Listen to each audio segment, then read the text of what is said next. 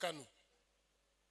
And I asked him that day, I said, Baba, why are you awarding this contract now? We could have done this 3 years ago. He said, 3 years ago, we had no money. When I inherited this government, we had $3 billion in our foreign reserves. Today, we have 40-something billion, so we can dream. When the president said that the project was overinflated, nobody in the room stood up to talk. I raised my hand. I said, Mr. President, you can remove one lane of the relay line and build only one. Let's leave the one out. Negotiate with the Chinese. This project will unlock Nigeria's capacity. Then I was called Marshal. He looked at me. Of course, he said, these are Baba's boys. When they canceled that project that day in the meeting, I personally cried because I knew that we are taking Nigeria 40 years backwards. Today, what do we have of Lagos Kano? We have Lagos Ibadan. And then we have Abuja Kaduna. That's the only thing that has been built after 20 years of the cancellation of that project. 2 decades later, the refineries remain idle. Those refineries that we sold, they kept collecting 2-point-something billion every year, $2-point-something billion every year. For almost how many years? They kept collecting money every year. 3 billion naira in the budget, 6 billion naira, and producing no fuel. The Lagos Kano rail remains incomplete. Now, let us imagine for a minute. If Nigeria has sustained 7% growth trajectory for 20 years, our GDP would have more than tripled. Poverty will have halved in Nigeria. Our infrastructure transformed, but policy discontinuity, institutional inertia, and patronage politics dissolved the gains of agency. And we reverted to the politics of alibi.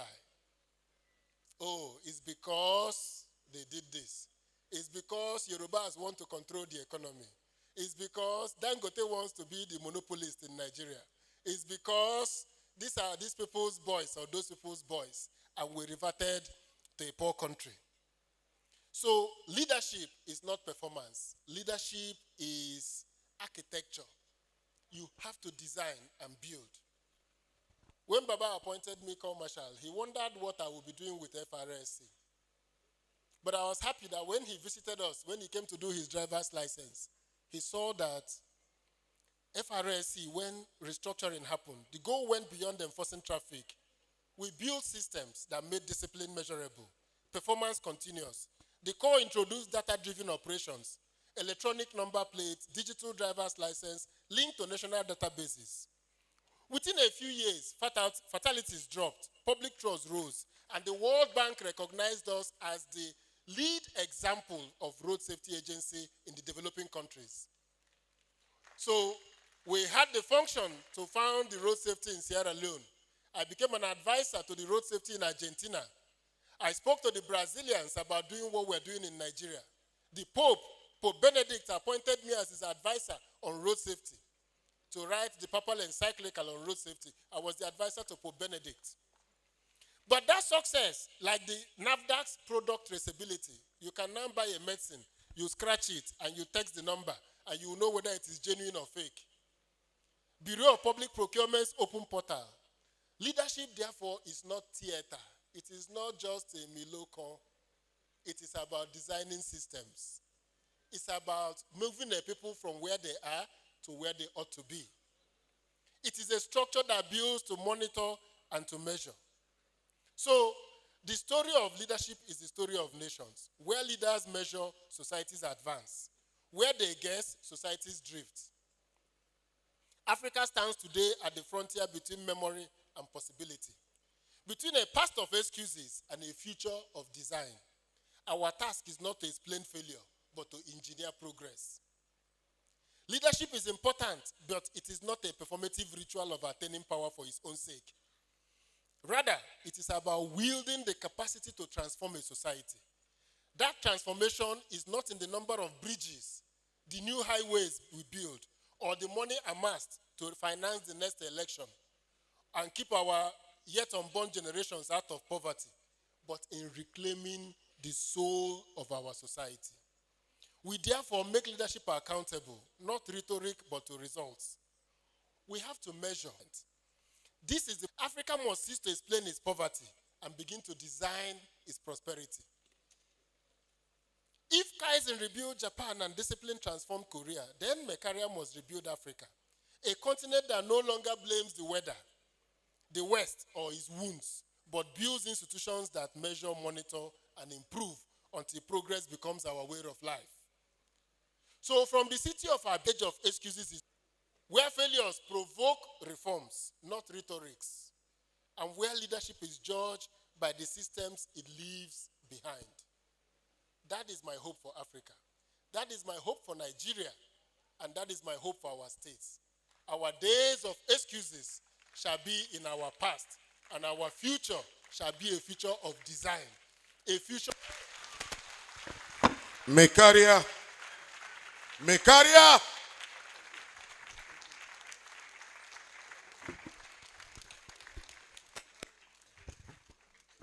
We need to embrace the culture of we will do better. Leadership is not theater. We have to monitor progress. Round of applause for him, please.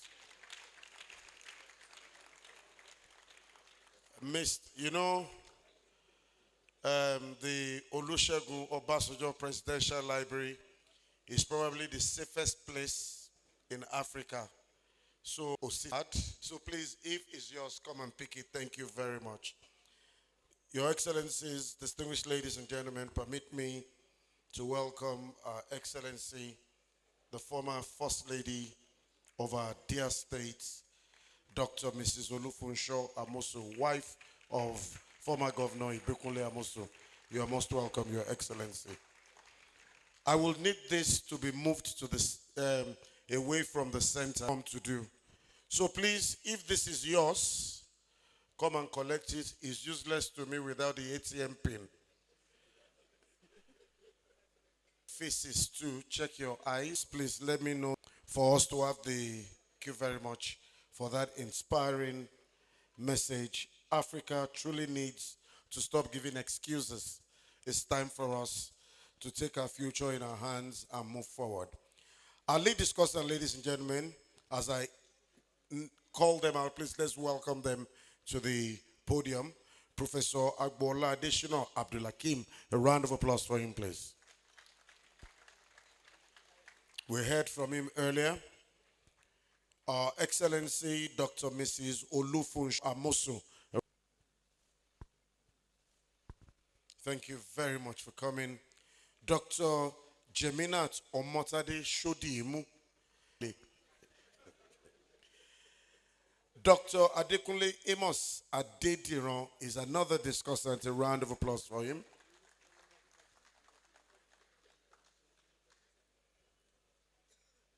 And of course, please let's welcome Face of the Youth, Tijani Mustakimat Taiwo. A round of applause for Mustakimat. I think it is important to invite our guest speaker here too, and Baba's boy,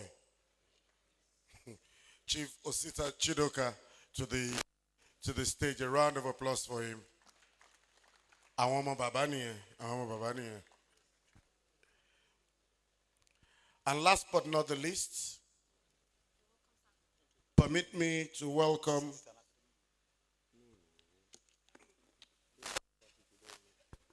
a man that served Lagos in various capacities, an egghead extraordinaire, and in my estimation, one of Nigeria's finest town planning minds, the irrepressible town planner, Toyin Ayinde. A round of applause for him. He's our moderator for this session.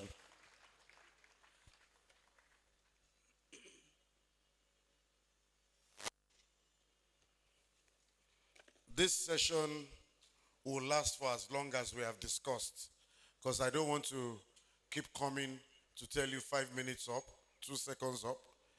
I hope these V people sponsored this event. I don't know where we're giving them so much adverts. If I had known, I would have brought the first water for you so that I can get free adverts. Ladies and gentlemen, can I have a round of applause for all of them? I'll leave this second microphone here so that we don't have to pass mics up and down.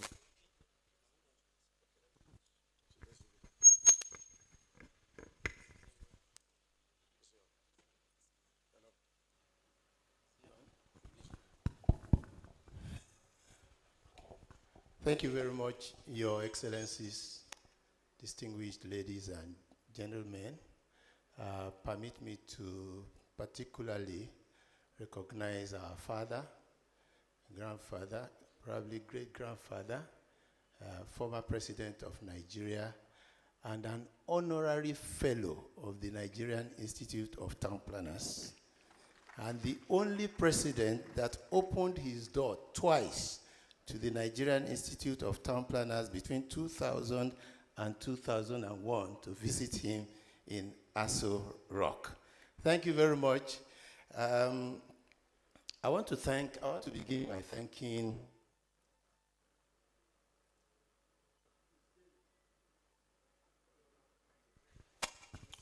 Yes, thank you. I want to thank the guest speaker for his very direct and precise a few things. I can look into how our culture affects leadership.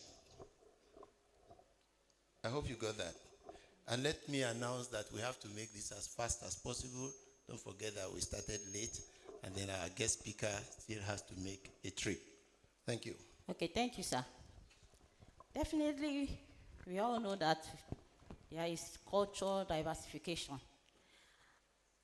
If we take Nigeria as a case study, we have different cultures that are numerous.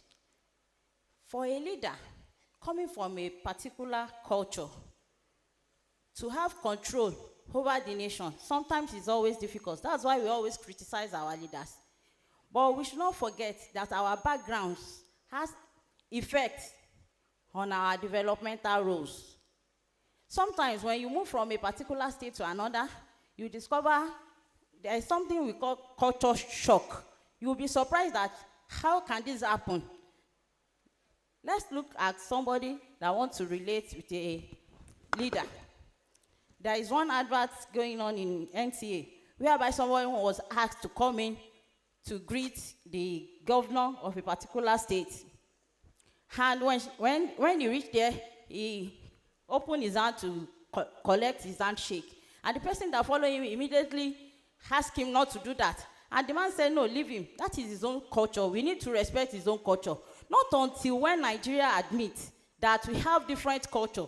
And this culture will have effect on the roles and ruling of people within the nation. Then we will not get it right. We should see ourselves as one. If we respect other people's culture, it will promote our dignity and it will enhance anybody that is going to be a leader. It will enhance his or our own responsibility to perform effectively. Like Chief Osita said the other time, you mentioned curiosity, discipline. When you are from a good background, or when you observe your culture, I think all these things are encompassed in it. There is no culture that supports bad character. There is no culture that supports corruption. There is no culture that supports all these bad attributes. But it depends on the way people now perceive it or how. Because we have this notion that, okay, she's Yoruba. She's a Yoruba man. He's a Yoruba man. This is an Hausa man. This is an Igbo man. Sometimes we have that we have that thing in our mind. So even if that person is performing, we don't always want to cooperate or go along. I think those are some of the factors that is affecting us. We need to respect each another culture. Thank you, sir. Okay, thank you. Thank you very much. I will please urge that we'll be brief. Now, I want us to look at it from, I'm not looking at the divergent cultures of values. The value of honesty, the value of integrity, the value of service.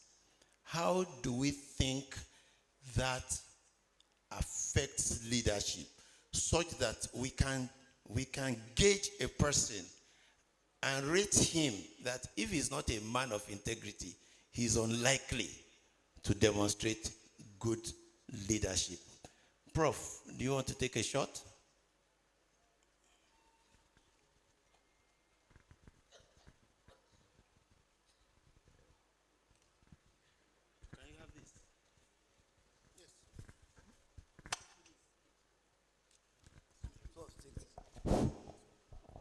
Okay.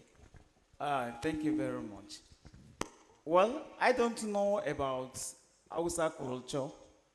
I don't know of Igbo culture, but I'm very familiar with Yoruba culture.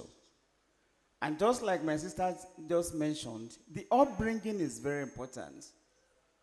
In Yoruba culture, for example, they must have inculcated this in you while you were growing up, that there are some things that are forbidden that you will never go near. So reciprocate the greeting. It will rebuke me. Even in some cases, of course, now I will be beaten. And all this, of course, now has already been built into our system. Ditto now for other children in the community.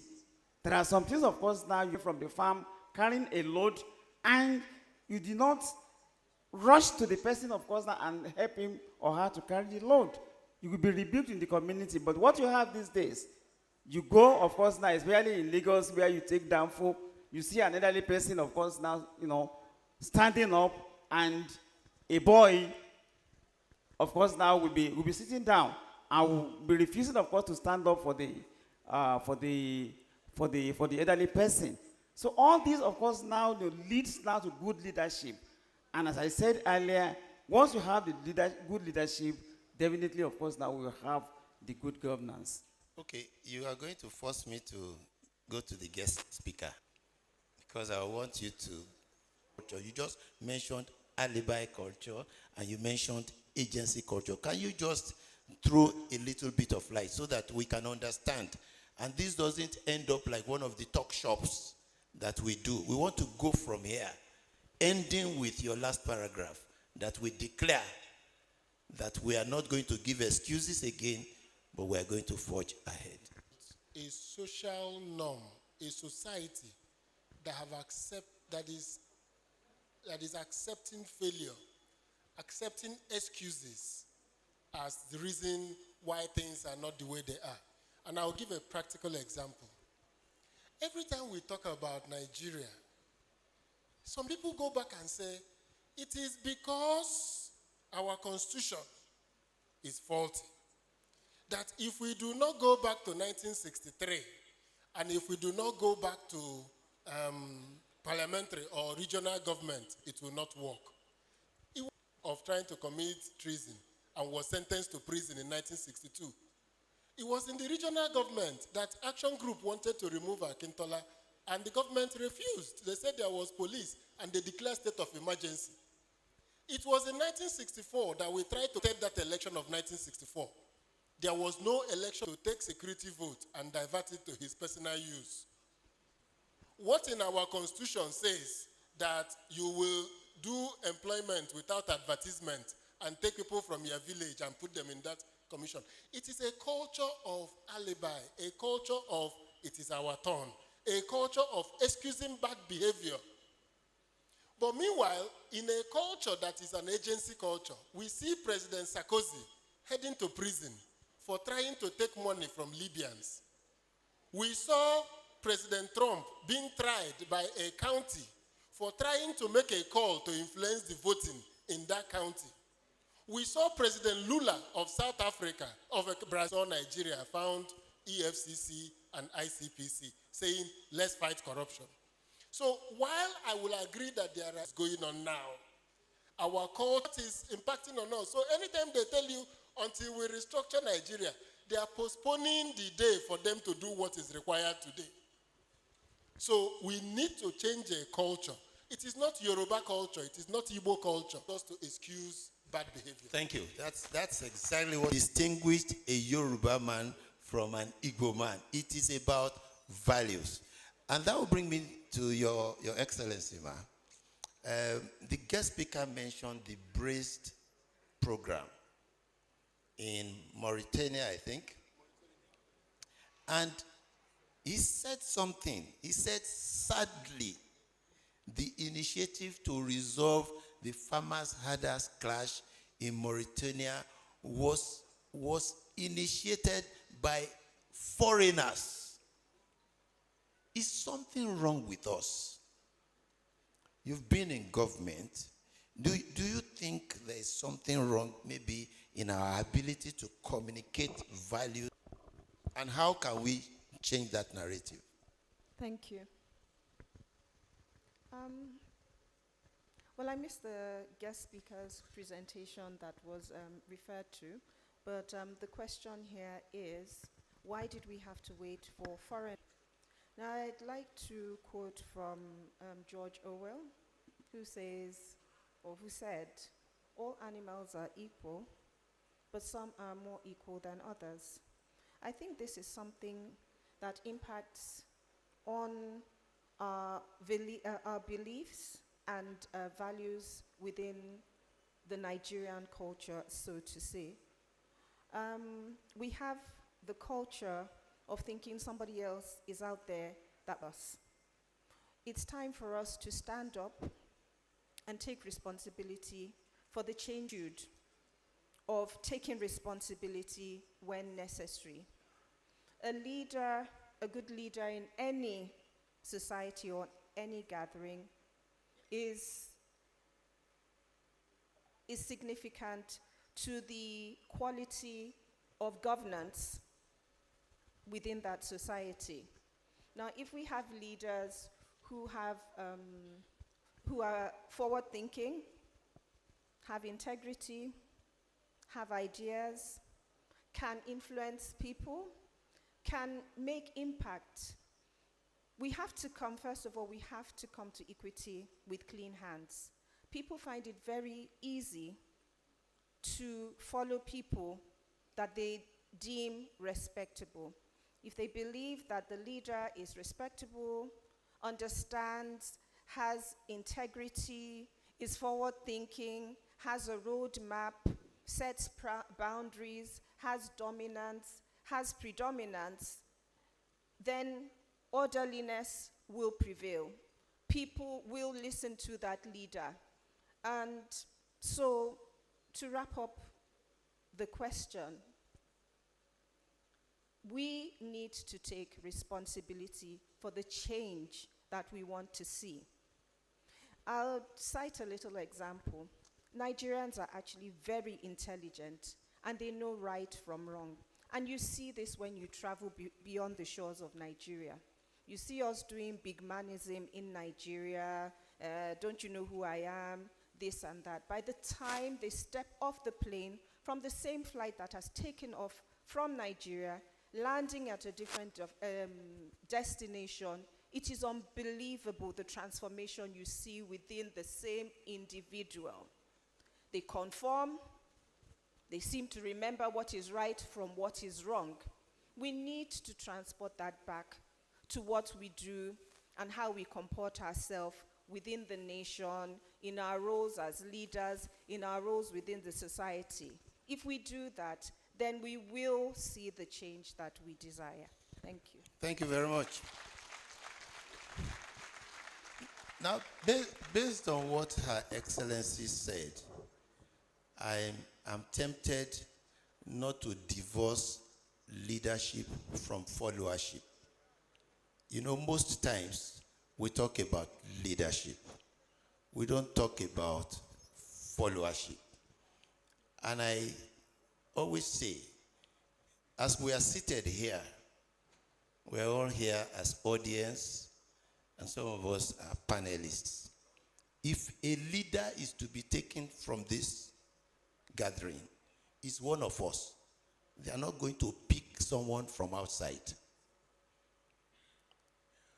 What qualifies that person to behave different from what all of us are doing? Because leaders always come out from followership. What will make that leader behave, have capacity to influence the group that he belonged to before? Because what we see is that when somebody becomes a leader, he wants to make himself different from those people. Dr. Ogunleye, I don't know sheep connection. Okay, thank you. I didn't know you would come this way. And I'm just remembering, as a Christian, I've listened to some popular Islamic or Muslim lyrics. And I remember now, Ẹni mọ̀nà ló yẹ ká tẹ̀lé o, sùúrù náà wá jáde náà. You can continue later. Now, the content of that song says, it is he that knows the way. Now, we now discover that most times, the presumed leader, that leader that we assume, that is the lyrics. He believes anybody that's a leader knows the way. Then let's follow.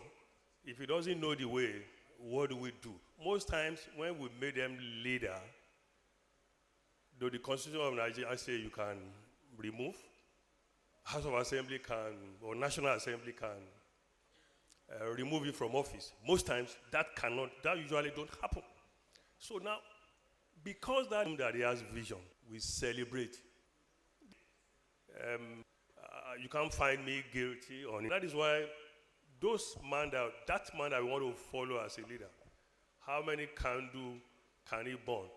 Former President Obasanjo, sir, when we were for reading that volume, that former Governor Odili was the chairman, and all of us were surprised at your response. You said, our president need not praise you. How else would a president of Nigeria understand the volume of a report submitted to him if you had not read it? All of us were amazed, because ordinarily that is what some leaders will say, oh, they are praising me. So, leaders. Question to you. We just heard about what President Obasanjo did in office, negotiating our debts, meaning that he put us back on a good standing to build. That was good practice. Why do we find it unable to repeat good practice? Why do you think we are unable? Because if somebody did well and you are succeeding him, you are supposed to build on what he did. Why do you think it has been selfish interests? So most times we want to work for just ourselves. We want to think about the people, the person that has gone before us more than they praise us. And that simply means we don't have the interest of the people. From my school of thought or not, either, regardless of the differences we may have, I have to build on what that person has built before instead of trying to destroy it. And I would like to thank the guest speaker again. If we look at the root of that, it still boils down to our moral energy. Had known that our identities before us and not try to destroy it and just for self-praise, which eventually leads into self-destruction for ourselves. Thank you. Can you build on that? What's the missing link? Why can't we ramp up a good practice so that it becomes better? I will hazard a guess, and I believe we will keep looking at it, but it's two things in my view. One is we do not have a leadership training and recruitment strategy as a nation. So anybody can become anything without a process. Maybe as our democracy matures, we'll see people rise from local government, governor, and then to president or senate, House of Reps, and then president. Second is that we do not have an organizing principle. So when Baba was leaving, and I think the idea came to him, that's part of our relationship. He worried so much about succession. So he came up with the idea of a group of Nigerians. I think we're about 50 of us he chose from across the country. He called us the bridge builders and said he would love to keep interacting with these bridge builders and have them in industry, in business, in government, so that we can form a network of people that are sharing the same philosophy. But I think we started it about 2006, so it didn't take root. Once the new government came, they jettisoned the idea. Also, he started something, when we talked about the People's Democratic Institute in the PDP, he decided that it would be a training institute to train PDP people. So you see, every time you hear of party convention, the party conventions in Nigeria is always to elect a leader or to amend constitution. There is no policy convention where we discuss the policy of the party. So if you go to South Africa, the ANC meets in Polokwane to discuss the policy of ANC. So Baba told us to understudy the ANC at that time, to see how we can bring that into our political parties, where we can say, these are the policies of PDP, and these are the irreducible minimums, I'm quoting his words, that each state government must deliver. So irreducible minimum in health, in education, in water, and all of that. But today, we are lacking in that organizing principle. So what happens is that the next person that comes has no idea why he's coming, does not know what has happened in the previous government. So he comes and starts in a new clean slate.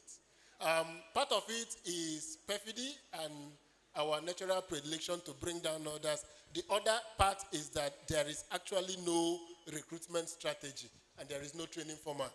Thank you very much. When I finished serving the Fashola government, I wrote my memoirs in office. And a chapter was dedicated to leadership and leadership development. And what you just said about PDP applies to all parties. I was part of a reconciliation committee from a commissioner. But I take training. So Dr. Adediran, I would like you to look at how can we work towards intentionally producing leaders? Because it looks as if leadership just falls on people's laps. I must say that Baba Obasanjo himself was an accidental leader. They went to pick him from the prison now. He wasn't planning to come and be president. In fact, he wouldn't have hoped because of where he was. You know? So, but we were fortunate that he was somebody that had a vision, but not by luck, not by praying to God. There's nothing wrong with praying, but even when the Bible is talking about praying, it says that faith without works is dead. So, can you help us?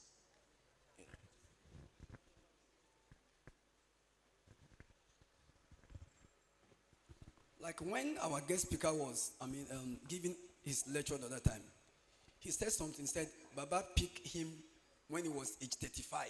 That was 2005. And Baba trained him. He said at times he will be sleeping and Baba will be calling him that, Osita, wake up. I want to give you an assignment. And through that process, Mr. Osita was going through training process of becoming a leader. Now, most of our leaders in Nigeria don't go through that processes. Look at what happened. We said, discontinuity used to come in the leadership process because that person was not part of that leadership process. For example, many young cabinet, we call something technocrat. But in Nigeria here, not until you are part of that party, you will not become a leader in their party because of what you have been doing for them.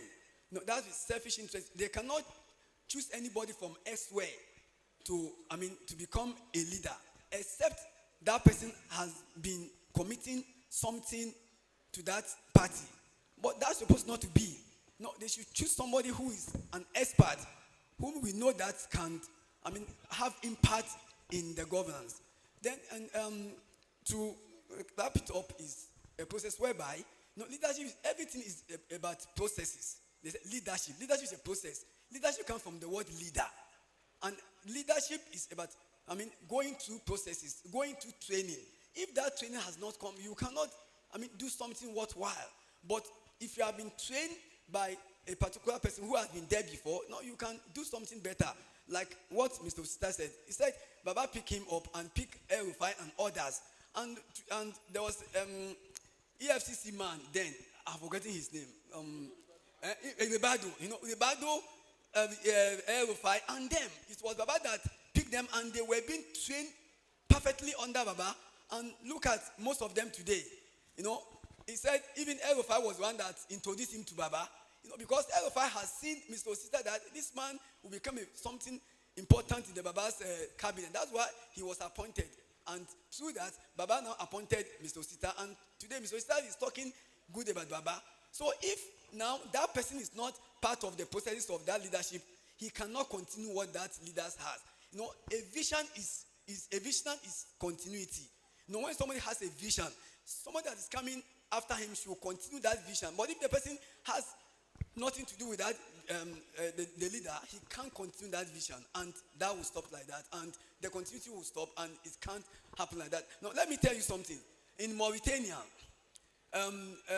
there's a president called Mobutu Sese Seko. Mobutu Sese Seko was traveling, and he visited Mauritania. Aoudada was the president of Mauritania then. Mobutu Sese Seko was traveling, and he got to that place and met Aoudada. And he said, Aoudada, I came here to visit your country. And he saw the country, they were wallowing in poverty, serious poverty. And Mobutu Sese Seko discovered that Aoudada did not change his suit throughout a week of visitation of Mobutu Sese Seko. He said, he was so, he was so sad that the country was going through poverty. And therefore, while he was going, he handed over $5 million to the secretary of Aoudada. And Aoudada, he told Aoudada that he should use that $5 million to change his suit, to go to Paris and buy himself some suits so that he may be able to look fine. Can you summarize But, that? Okay. But when he left, Aoudada did not do that. He put that money into country treasury so that the money can be used for the betterment of the nation. And that was what he did. And today, go to Mauritania, they were now living better than before. But later, when Mobutu Sese Seko visited the nation, he saw that the nation has changed. And the man did not use the money for his own selfish interest, but for the interest of the country at heart. Thank you. Thank you, Yes, sir. So that's talking about vision. Yes. I'm sorry, I will have to go to, we're rounding up. I want to go to Taiwo, who belongs to the young generation. The future of every organization lies in its youth. The future of this nation lies in its youth. How do you feel when they are talking about Nigeria in the next 50 years, and it is 80-year-old people they are inviting on the television to come and speak? It's 70-year-old people who are very unlikely to be around in 50 years' time. There is that intergenerational disconnect. How do you feel as a young person? Thank you, sir. I used to say that effective leadership motivates individuals to work towards a common goal. Far way back, younger generations, they are underrated by the older generations, which is not supposed to be so. Now, sorry. Let her catch her thoughts. It's all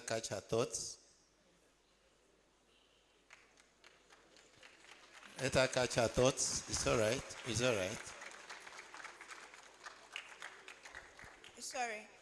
Far way back, the capability of younger generations are underrated by the older generations, which is not supposed to be so. If these older generations give us chance to prove ourselves that we can lead, we can take initiative, we can work towards a common goal. You're on course.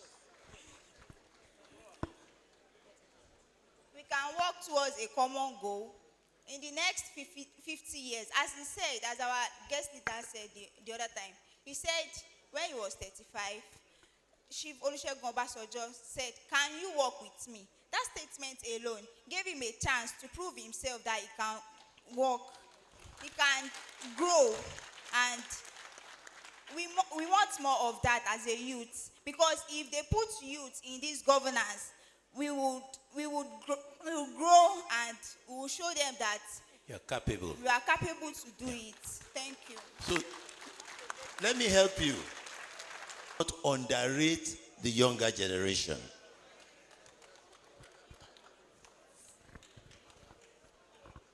Okay. Thank you, sir. I wrote something in my book. Osita, I want you to listen to this. There's a chapter I titled, Thou Shalt Be a Thief, the 11th commandment. You know, when somebody is appointed into any position in Nigeria, people expect that he's going to make money there. Am I right? When you're a commissioner, they think you will make money. When you're a minister, you will make money. And that is the culture. How do you think we can solve this? Baba wants to speak. No, when you finish. Sir, okay, let me say something that I want you to add when you want to speak. Osita said that you formed a group of about 50 people. I believe that he was driven towards expanding the network of leadership and trying to raise the generation of upright leaders. Can we rediscover that group, sir? Is it possible? Yes, but can it be re-engineered and make sure that I we're will focused? I will talk about. Thank you, sir. Thank you, sir. Yes. Yes, it was a question. That how do we change the culture of people expecting? Everybody has spoken. So I think that that opportunity that the young lady talks about comes in two ways. One is that opportunity must meet preparation. The young people must prepare to have the opportunity. And it is critical because if Baba had listened to me and I wasn't making sense, he wouldn't ask if you're available to work with me. So you just have to be prepared. And you can't be prepared if you spend your time on Z World and if you spend your time on the internet, on Netflix. You have to, on TikTok, you can't spend your time there and expect to impress a man like Baba Obasanjo. So my advice to the young people is that there is preparation that will meet opportunity. Thank you, sir. Well, Kabiyesi, Adé apẹ́ lórí, bàtà apẹ́ lẹ́sẹ̀, gbogbo ẹ̀yin Kabiyesi, àtẹ̀yin olóyè, and my brother, I want to particularly thank you for initiating this, and this is the second edition. I think we are getting it right, and we will improve by practice.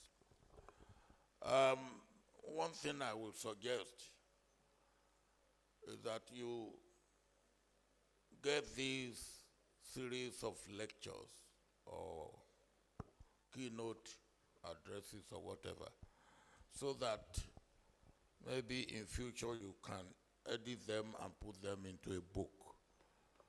What, for instance, what Osita had done today, you cannot talk about leadership without character. And that is very, very important.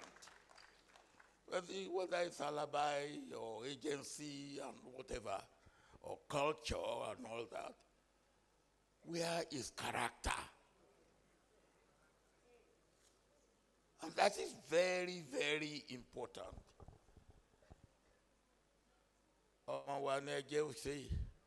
Is that the character? Is that what we need? Many shady bebere kafile kesidi omelomi. Tome bani tidi bebere to ba je pe idi buruku ni. Now, and for me, and this is very important to me, I know of two Nigerians, a good Nigerian or a bad Nigerian. I don't know, because if you take it by tribe, they are good Yorubas, they are bad Yorubas. If you take it by religion, they are good Christians, they are bad Christians.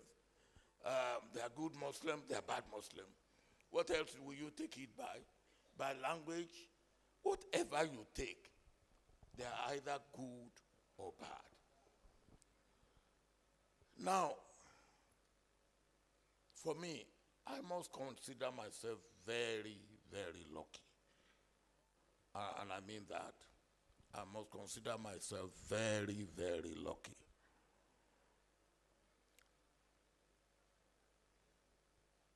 All my life, I've been exposed to leadership training.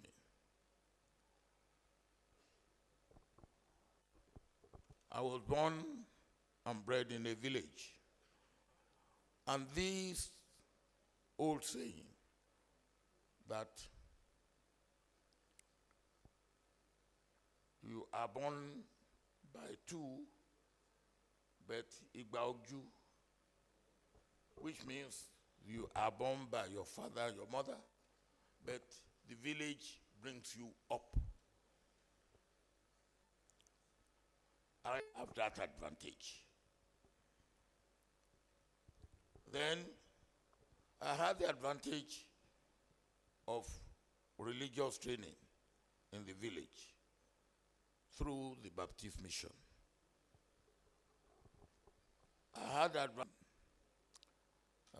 Anglican school, going to Baptist school, and then going into the army. The army trains you for nothing other than for leadership as an officer. And management of men and materials. That is what leadership is all about. And very early in village, we had people from Benue, we have people from across the border in a very small village. And our church and mosque are next to one another. So all these play different roles in my own development and in my outlook and what I do as a leader. And in the military, very early, I met people from almost all the Commonwealth countries, which is very unique for me growing up. So that was a great help in my own in my preparation, if you like. But more importantly, going to war. Nothing makes you learn about humanity, about human beings, like really see human beings in bad. You see the best of human behavior in war and the worst. Then, as if that's not good or bad enough, depending on how you look at it, I had the opportunity of going to prison. And it's a wonderful opportunity. No. It's a wonderful opportunity. I wrote 4 books. One of them is on Baba Ali. Baba Ali was the leader of armed robbers in the north. He was the son of a school headmaster who has 11 children. Baba Ali was in the middle. the sixth. And Baba Ali turned to be different from others. The father made a mistake of sending Baba Ali to remand home. Baba Ali got worse. When I met Baba Ali in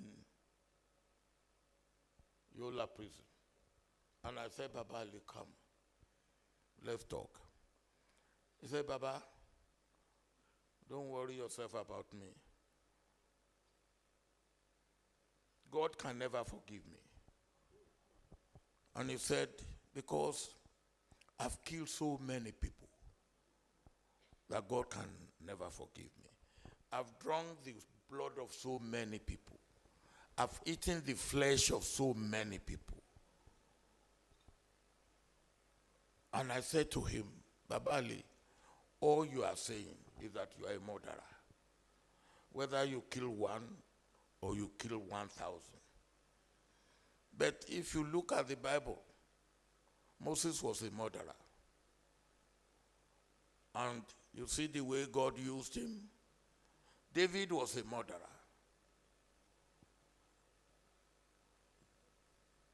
Moses got 10 commandments from God. David breached 8 out of the 10 commandments. So he was a total failure. And yet, God called him a man after my heart. So no matter what you have done, God can forgive you.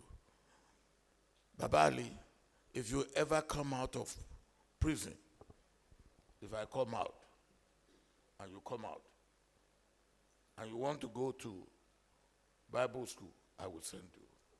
I left the prison. 2 years later, Baba Ali came out. It was by the time he came out, I had become a president. Eventually, he reached out to me. I sent Baba Ali to Bible school. Baba Ali is now a pastor. Not only is he a pastor, Baba Ali's junior brother who followed him into armed robbery is also a pastor. And you ask the question, leadership and followership. I like the way he put it.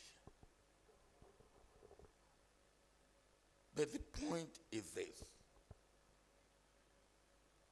A leader must lead the way in every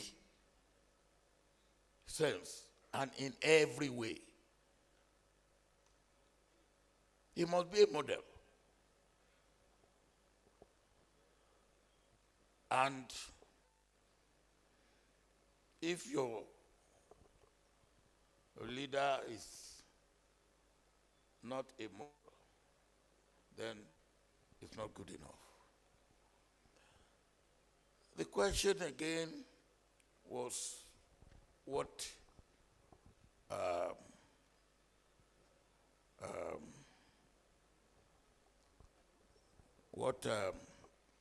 Osita said. It's only in politics that I found that there is no training for leadership. Even among armed robbers, I was told there is apprenticeship. Yeah. Always, Baba Ali is alive. If you want me to ask him to come and talk to you, he will talk to you. There's apprenticeship, even among armed robbers. But it's only in politics there's no training. You can get up tomorrow. And that is not good enough. Knowledge, training, exposure, experience, they all go together. And that is part of our problem.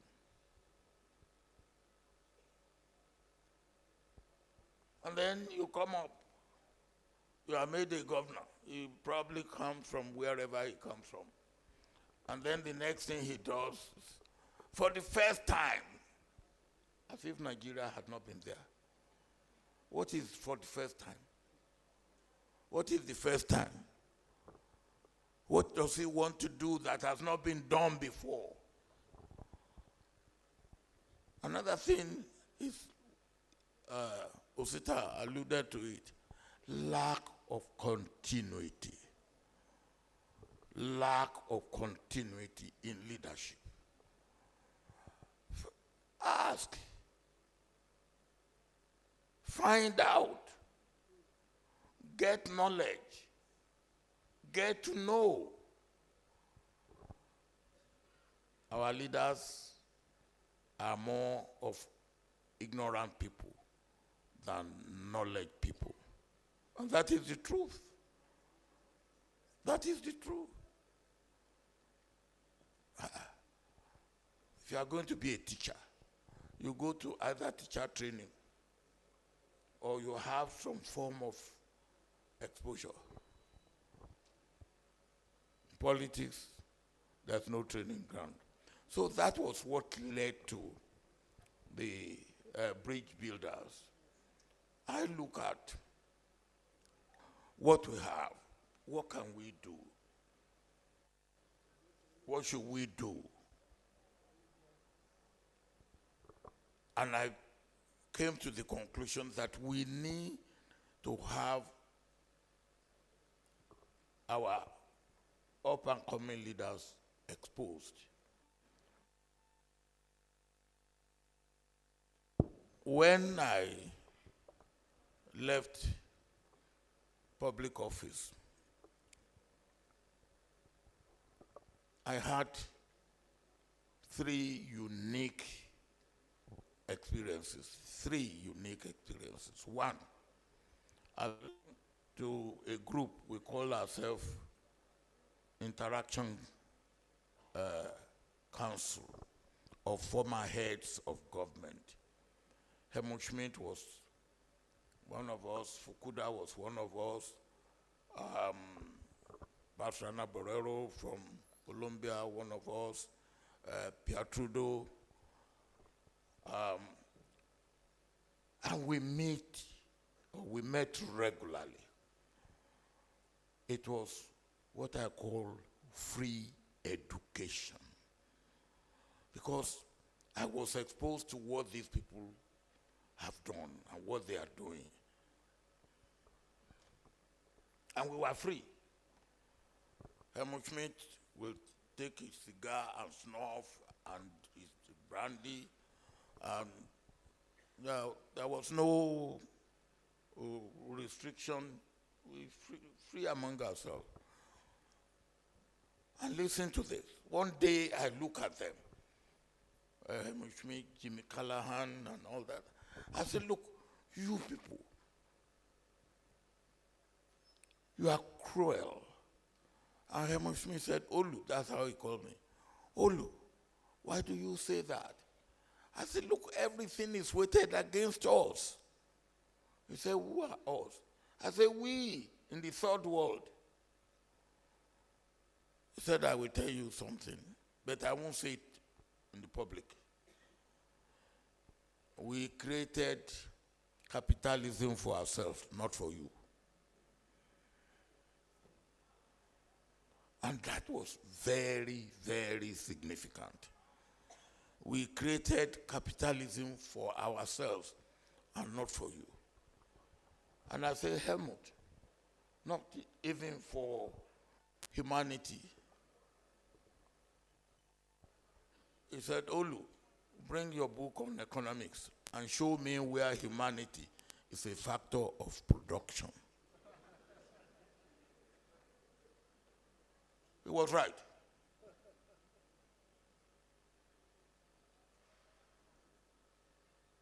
And I learned my lesson with my interaction with them. It meant that the world doesn't owe you anything, but you can get the best out of the world if you know your way around. Do our leaders know their way around? Do they?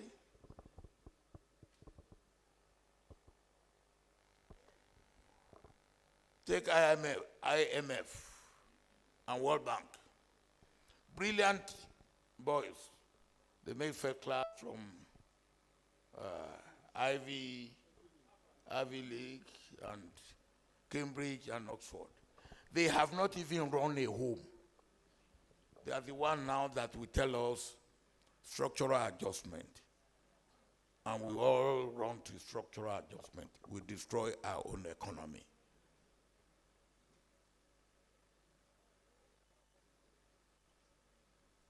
What do they know? And when I was in government, I had two of them, two of my good officers. Ngozi, who came from the World Bank.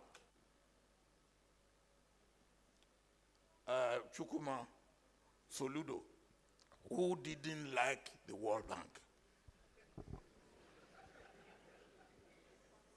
And we had this woman, it's, a German, who was on the African desk. I hope I remember her name. And when she was coming to Nigeria, we had to prepare for her as if a president of another country is coming. Then he will come and write his report, our report. Then when I get the report, I will give to Soludo, give me a draft. I will give to Ngozi, give me a draft. Soludo's draft will be like you saying that and sentence her to jail. Ngozi's reply will be so as if we are begging. So I will take the two and spend the night and write a reply. And I will tell Soludo, never you say no to World Bank and IMF. If you say no to them, they will rub your face on the floor. But never you do their bidding. If you do their bidding, you will fail, and they will still blame you for failing. And that's what we are doing now.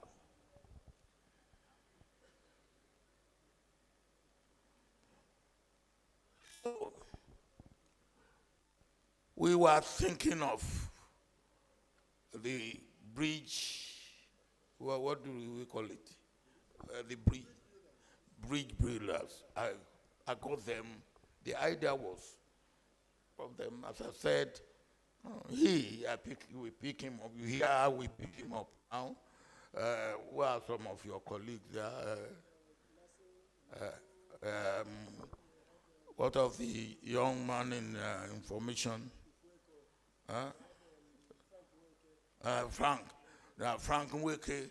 Yeah, and he didn't pick first time. So I called again. Obviously, I think the wife was saying, look, who is calling at this time? And Frank said, look, I know only one office which opened by this time. And the wife said, what office is that? What government office is open by this time? So he picked the telephone. And I said, Frank. So he gave the telephone to the wife. And the wife spoke. I said, Madam, I don't want you. I want your husband. So he gave the telephone back. And, and Frank said, well, I told you there's an office that opens 24 hours. And that is the office. But the point is that there's none of them that is perfect. He is not perfect. But they all have special attributes that they brought into my government. And I used them.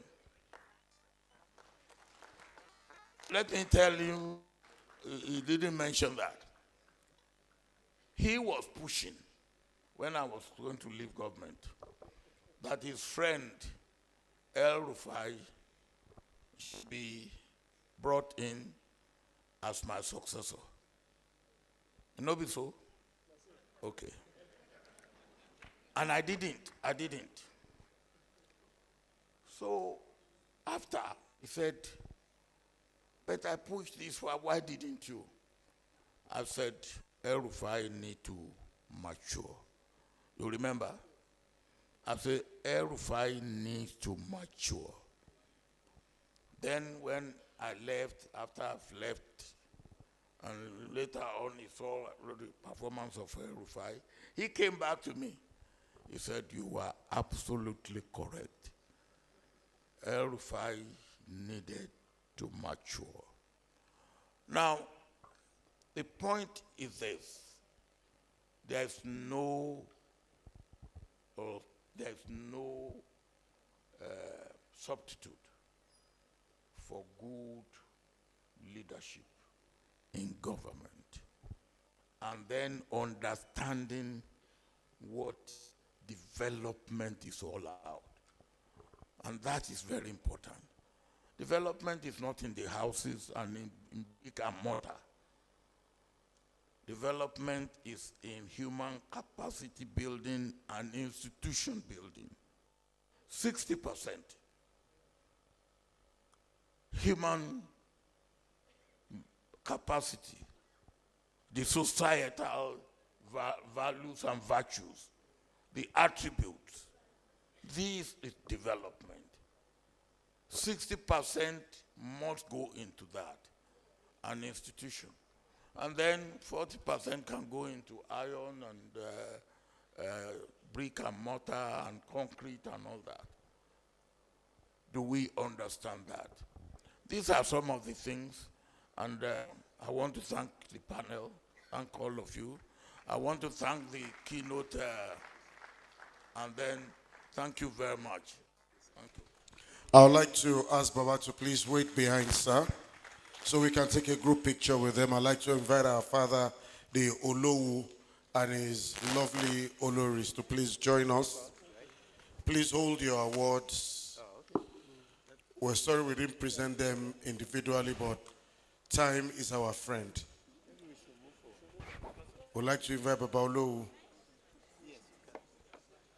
Eba mi ṣe kábíyèsí o, mi ò gbọ́ o.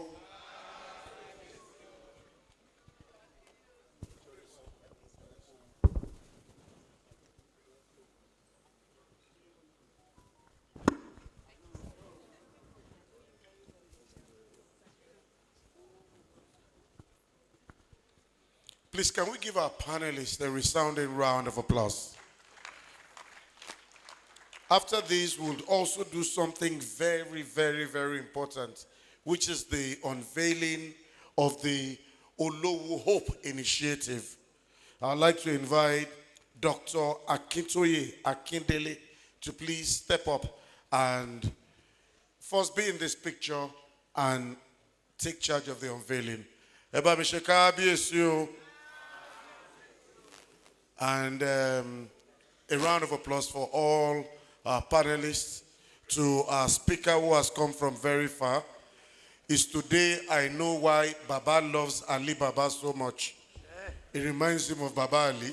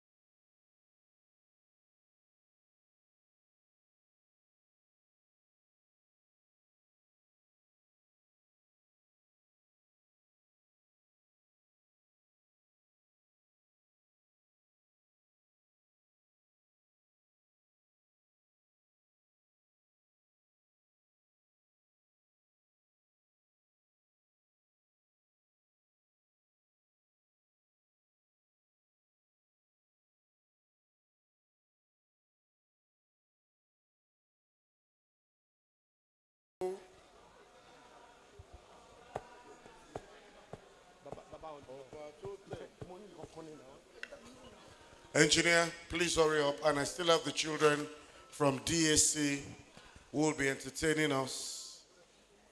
DAC, right? Okay, we're ready.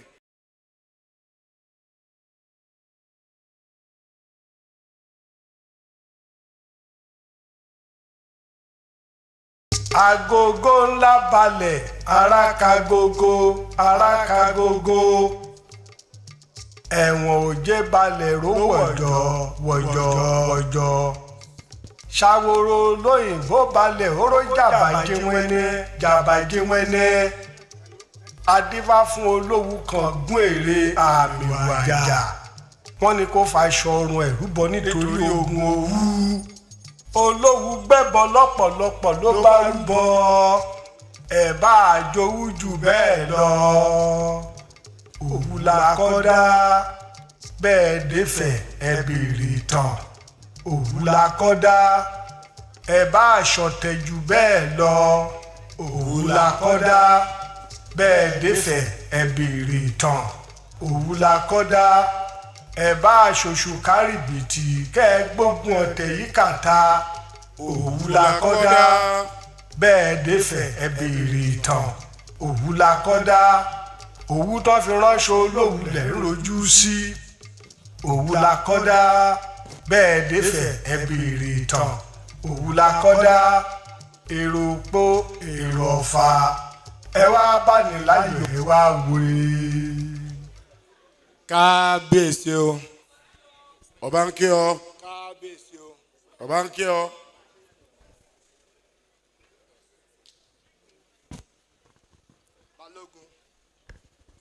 Balógun kí ọ.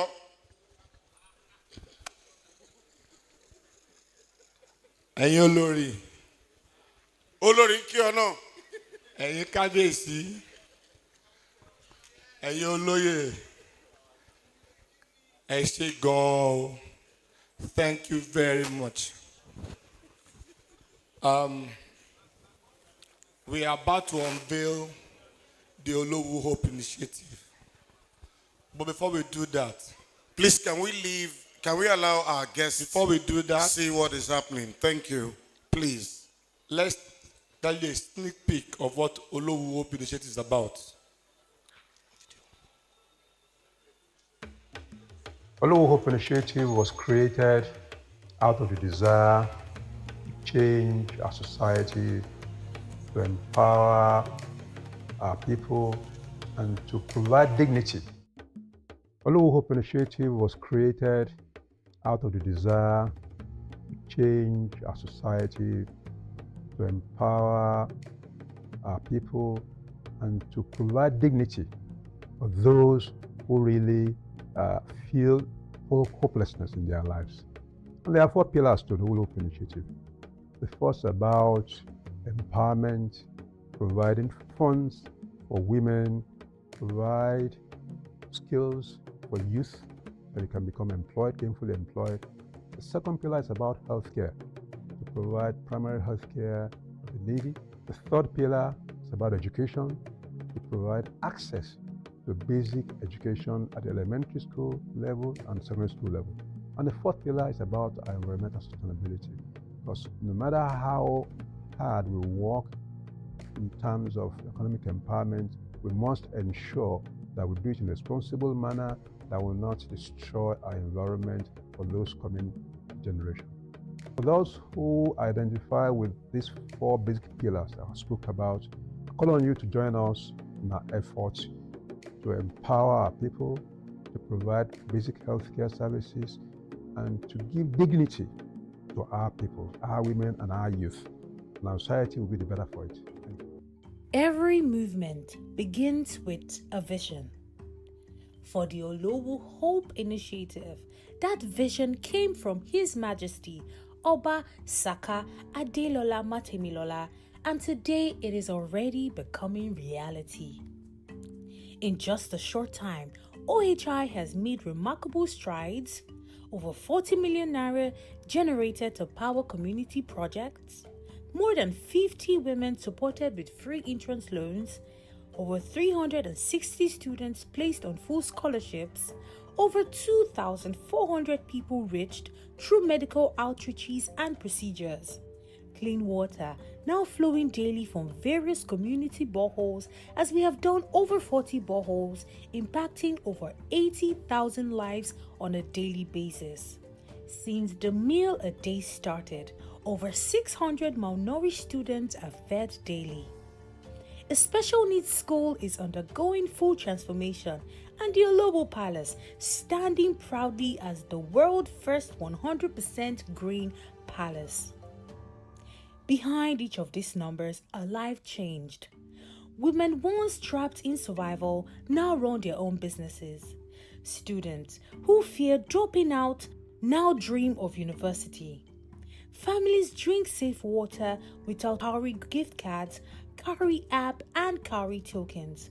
What was once a forgotten artifact has been revived as a living legacy that is shaping how children understand trade, value, and identity, thereby ensuring that our culture remains both preserved and relevant for generations to come.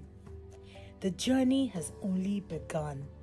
Our vision is to touch 1 million lives in 10 years, and it is possible as we are crossing 100,000 lives daily as of today. This is your invitation. Support the Olowu Hope Initiative. We will build a future of dignity, opportunity, and hope for all, for Nigeria, and for the world. It's been a rare honor to watch a leader servant, somebody who goes beyond leadership, somebody who is building from the back and the front simultaneously. But he's not alone. Is supported by people who has achieved that result. But before I tell you what we are doing, let me show you those behind the Olowu Hope Initiative. These are the board of trustees of Olowu Initiative. If you are sitting, you can just stand up to be recognized. You don't have to come to the stage. I cannot ask people who are older than me to come to the stage. These are the board of trustees. Of course, the experience of our Balogun is immense to our direction. KBC is there to ensure the soul is kept. The huge experience of Dr. Sumonu. Having led several. Dr. Sumonu, please stand up for recognition, please. Having led several global organizations. It's very important. The amazing Are Tony Atta, always gluing everything together to ensure that we are making progress. And Are Chike Nwosu, who is an Owu indigene.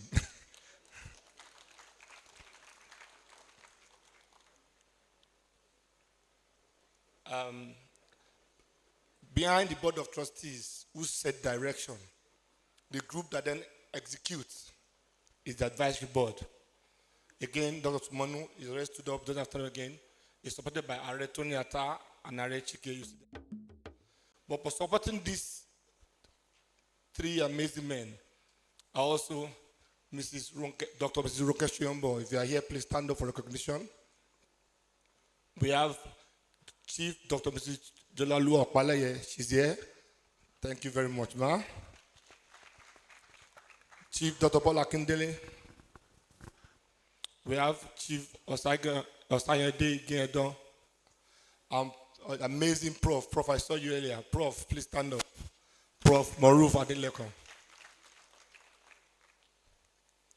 There is then the Women Empowerment Fund. Again, you can see Are Atta is always there to ensure that we are going direction. We spoke about continuity earlier. That's what continuity means. So that the whole idea continues to flow in everything you do.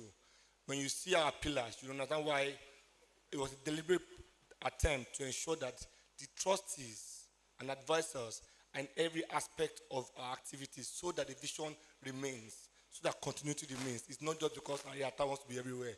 It's that every board member or every trustee must be in a subcommittee to ensure that we are in line. And we have other people like Mrs. Stephanie Kokarang, can you please stand up, who has joined us? We have Dr. Jola Opale again. You don't have to stand up again, ma. And we have Olori Adija Bamdele Matemilola, who has been championing women support. The Olowu Hope Initiative Women Empowerment Fund is a fund set up in a structured way to ensure that we can fund 50,000 women in the next 5 years. So it's structured, it has own governance, and you can see the board of trustees and board of advisors are in it. Of course, having the trustees, we have the directors, the program directors, because under it we have various programs. Under the empowerment fund, we have skills, we have finance, and we are lucky to have Olori Amina Adele, IT program director. Please stand up for recognition. And Chief Mrs. Florence Onyekodi, who has been amazing. Is she here, please? Chief Oni of Oni Electronics. She's been amazing support, coaching, and mentoring the women. I don't need to read everybody's bio again, but just for those that don't know them, the bios are here. Dr. Sumanu's bio is here. Are attached bio is here. Also, it's in the brochures in your hand, so you don't have to go through this. But let me tell you about Olowu Hope Initiative. Olowu Hope Initiative.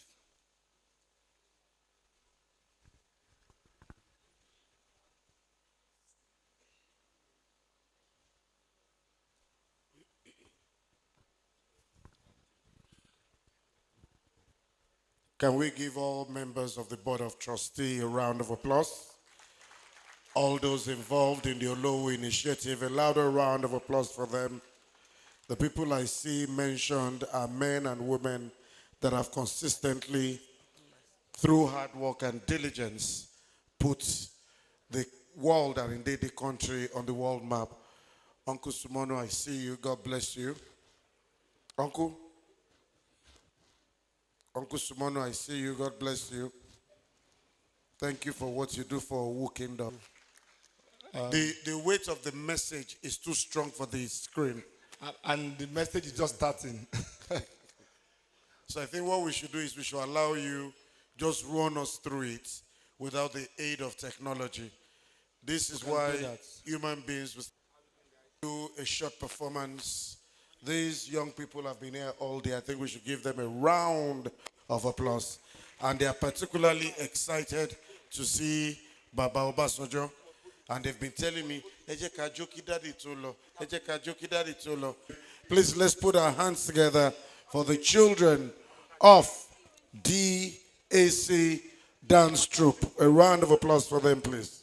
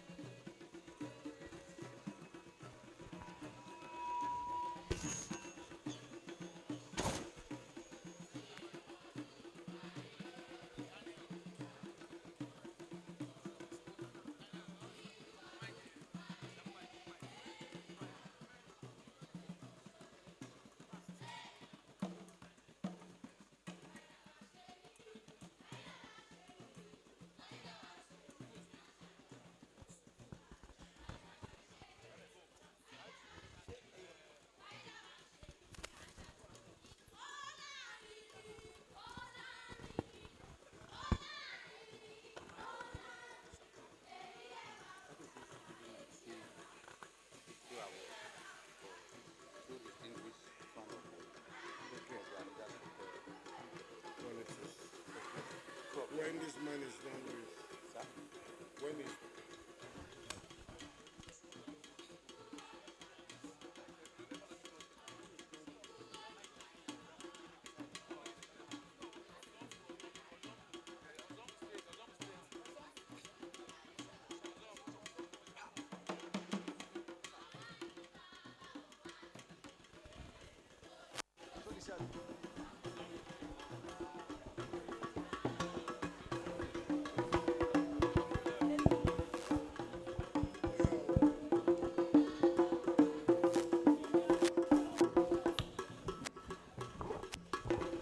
After many decades, Oduduwa died in Ile-Ife, leaving behind him his son Okanbi. Okanbi also died in Ife, leaving behind him 7 children, princes and princesses, who afterwards became renowned kings in various tribes in Yoruba nation. Let's dive right in. The first grandchild and granddaughter of Oduduwa was Princess Iyade, also known as Olawu, who was married to her father's priest, Abore Obatala, and became the mother of a famous Olowu Ajiboshin, Asukungbade, the progenitor of Owu Kingdom. Olowu Ajiboshin is the first crowned head in Yoruba. Matchless Toby Lawal. Can I have a round of applause for the children? History, culture, tradition.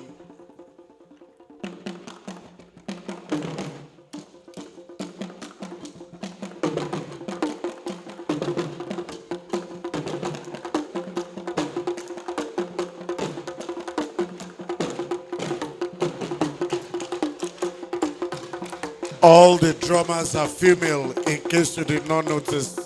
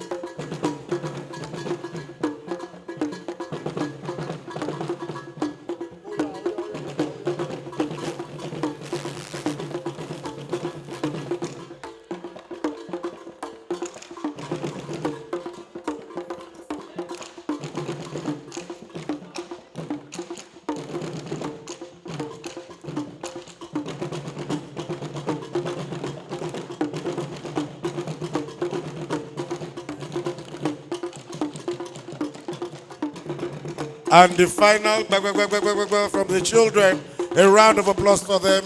Coordinator, please. Let's round this off. Thank you very much.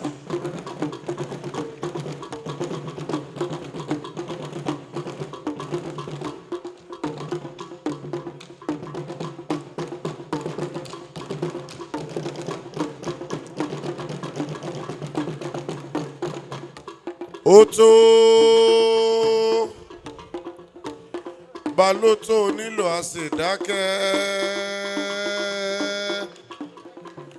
Àìtó nílò nígbà school fees mọ́.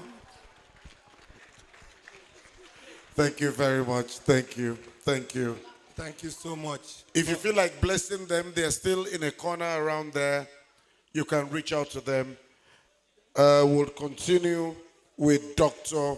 Akintoye Akindele and the Olowu Hope Initiative. Thank you very much. As I was saying, the Olowu Hope Initiative is about restoring dignity and inspiring hope. When things are broken, you go back to the fundamentals and you build it one at a time.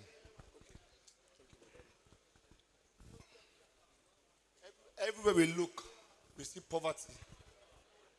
Everywhere you look, you see identity crisis. Everywhere you look hopelessness. How can you even begin to imagine a better world where you are hopeless? The gift of life itself is hope. Without hope, everybody is dead. And without dignity, you don't even feel you are worthy. This is a common problem across all communities. Coincidentally, the Owu kingdom is just beyond Yoruba land, cut across many kingdoms. And we have many kings there, Marochuku, from other places. The same issue consistently. General Basson just said something just now that Europeans said did not create capitalism for us. And they did not. We had our own governance systems way before they came. They came to learn from us. So we took what was not for us. And now we are here. But now, thanks to leadership like Chief Obasanjo, Professor Matabiliola, Eminence Ebelechuku, we are going back to what worked from the roots, from the community, and we are restoring dignity one at a time. So the Olowu Hope Initiative started by Kabiyesi refusing to accept this as our reality. Having seen it firsthand, and having asked myself, what will my leadership do in the Owu Kingdom? We need to rebuild ourselves, rebuild our nation, one family at a time, one woman at a time, one community at a time, and then we'll then progress like waves. That created the Olowu Hope Initiative, which is centered around restoring dignity, improving quality of life, and giving hope back. Once you give hope back, everything is possible. And that's the pure vision, to restore dignity and improve quality of life everywhere. Everywhere. Owu and everywhere. We are all one under God. And the mission is to improve, strengthen communities in the Owu Kingdom and beyond, forming partnerships, forming bonds. You can see from all the Kabisis, all the kings that are here, it's not just about Owu, it's about us working together. It's about Ubuntu, working together. We are collectively better. To go further, we go together, not to go alone. So the OHI has 4 pillars. How to come out those 4 pillars?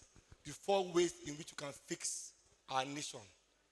First is we start from the family unit. The woman, the mother, the nurturer. We equip her, we skill her, we support her. And once that happens, then women can then, and then the children, we educate them. The partnership with the mothers and the children and the skills they're acquiring unlocks a lot of possibilities. We then make sure that healthcare, that well-being, beyond them and the whole community, because a healthy community is a wealthy community. And we make sure we do not just focus on that. We make sure we live a world better than we met it. So what are we doing in each 4 pillars? And why those 4 pillars? First is to ensure that women acquire skills and resources, financial, training, hand-holding, support that they need to be able to provide for their families. Because women are the providers, they're those that stay up at night when everything is wrong. Men go and provide, but women are the ones that stay back and have to worry. Our activities focused on microfinance, seed grants, issuing vocational skills, giving loans. These loans will shock you that these loans will have 0 default rate. 0 default rate. The women back on time and are growing. 0 default rate. 0, by then, second cohort, third cohort, and they are growing globally. The results here are outstanding. So far, we've trained over 1,200 women. So far, over 300 people have graduated from our boot camps. So far, 150 plus women have accessed finance and are about to be people that banks can now lend money to, from nobody to somebody. So far, 80 youths have been trained in digital skills. These are 25. Recently, even people with disabilities have been empowered with computers. Now they can now use computers very well. The screen is not enough to say what we have done on education.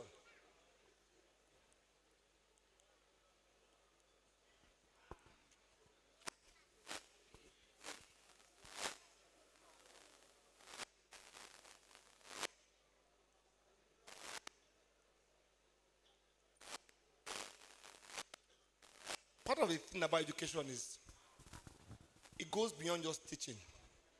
When KBSC started OHI, he found that even the students that were in school, they don't even know how to fill forms to pass JAMB.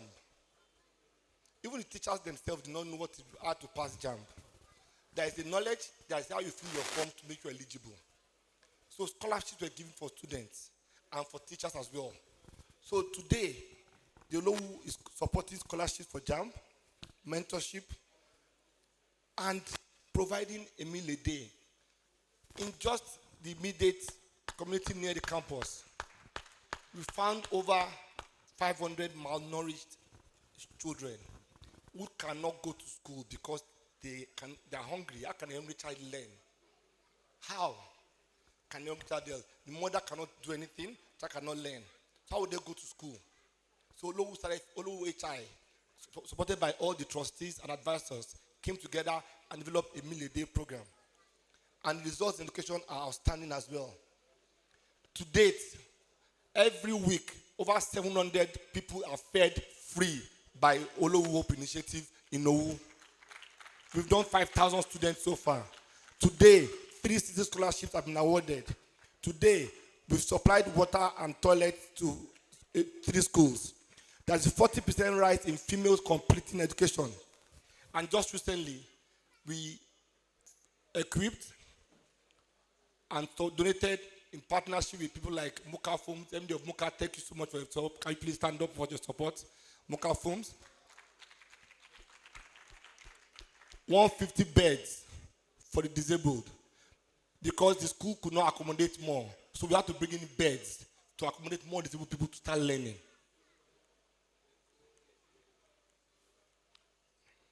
And this is school commissioned. That's the bed.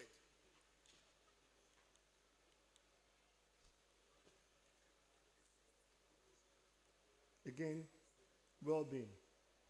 Once we now have children eating and going to school, mothers be doing business. They must stay healthy. And the community must be all now, including men, be healthy. So, free medical outreaches, elder care checks, renovating hospitals, maternity child education, and other key initiatives. Results, staggering. 2,500 people have been reached through medical outreach. So people that could not see are now seeing clearly. You can see KBC there. He's a professor of engineering, but he's also a professor of medicine now. I haven't seen a lot of surgeries done. We have over 2,000, we have over 40 communities that we have drilled borehole for. That's 80,000 people every day drinking clean water because of it. 80,000 every day. We have 1,500 children and families with health awareness. 430 health insurance. They are insured. So when they go to hospitals, they can be treated over 430. Through the support of people like Ashwaju Bagua. Is he still around?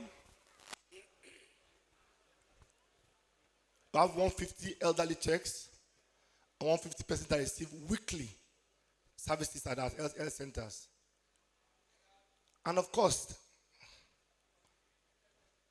our environment, very important.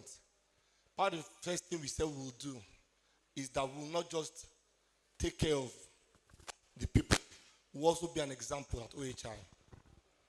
And what's the biggest topic right now? Climate, the world. So, your palace, your Olowu Palace, is the first green palace in the world. It is totally off-grid. Totally off-grid. It's the only palace, not in Norway, not in Australia, it's in Owu here. Totally off-grid. You've all been there. Every light you see is off-grid. To now support that, we now have charging stations that powered by the solar, so that people in the community can charge their phones, charge equipment for free in the entire community. Cowrie money was our money before. Olowu Hope Initiative now do the 3D printed cowrie money that the students are now using to get food in the schools. That right from after this launch, that merchants will not be accepting cowrie money as gift cards to buy goods. We are bringing our culture back to our people. We are telling our stories. We are teaching our children that we mattered.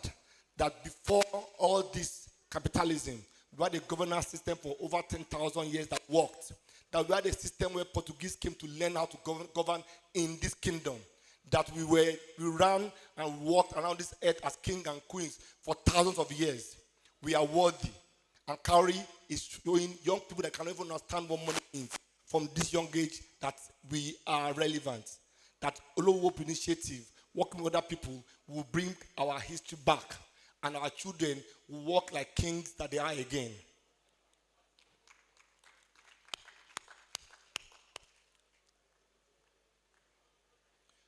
KBC said they wanted to touch 1 million lives in 10 years. And it's just under 3 years. We're now touching 100,000 lives. This is just the people that you've seen. But you can all join us. You can all support us. Imagine what we can achieve if you all support us. Imagine a world where we can be touching 100 million lives daily. Africa is 1.4 billion people. If 10% of us can now be moved out of poverty line, we unlock possibilities that we cannot imagine. And it does not take a lot. It just means being your brother's keepers. It means being your brother's keepers. It means you. It means you. It means you.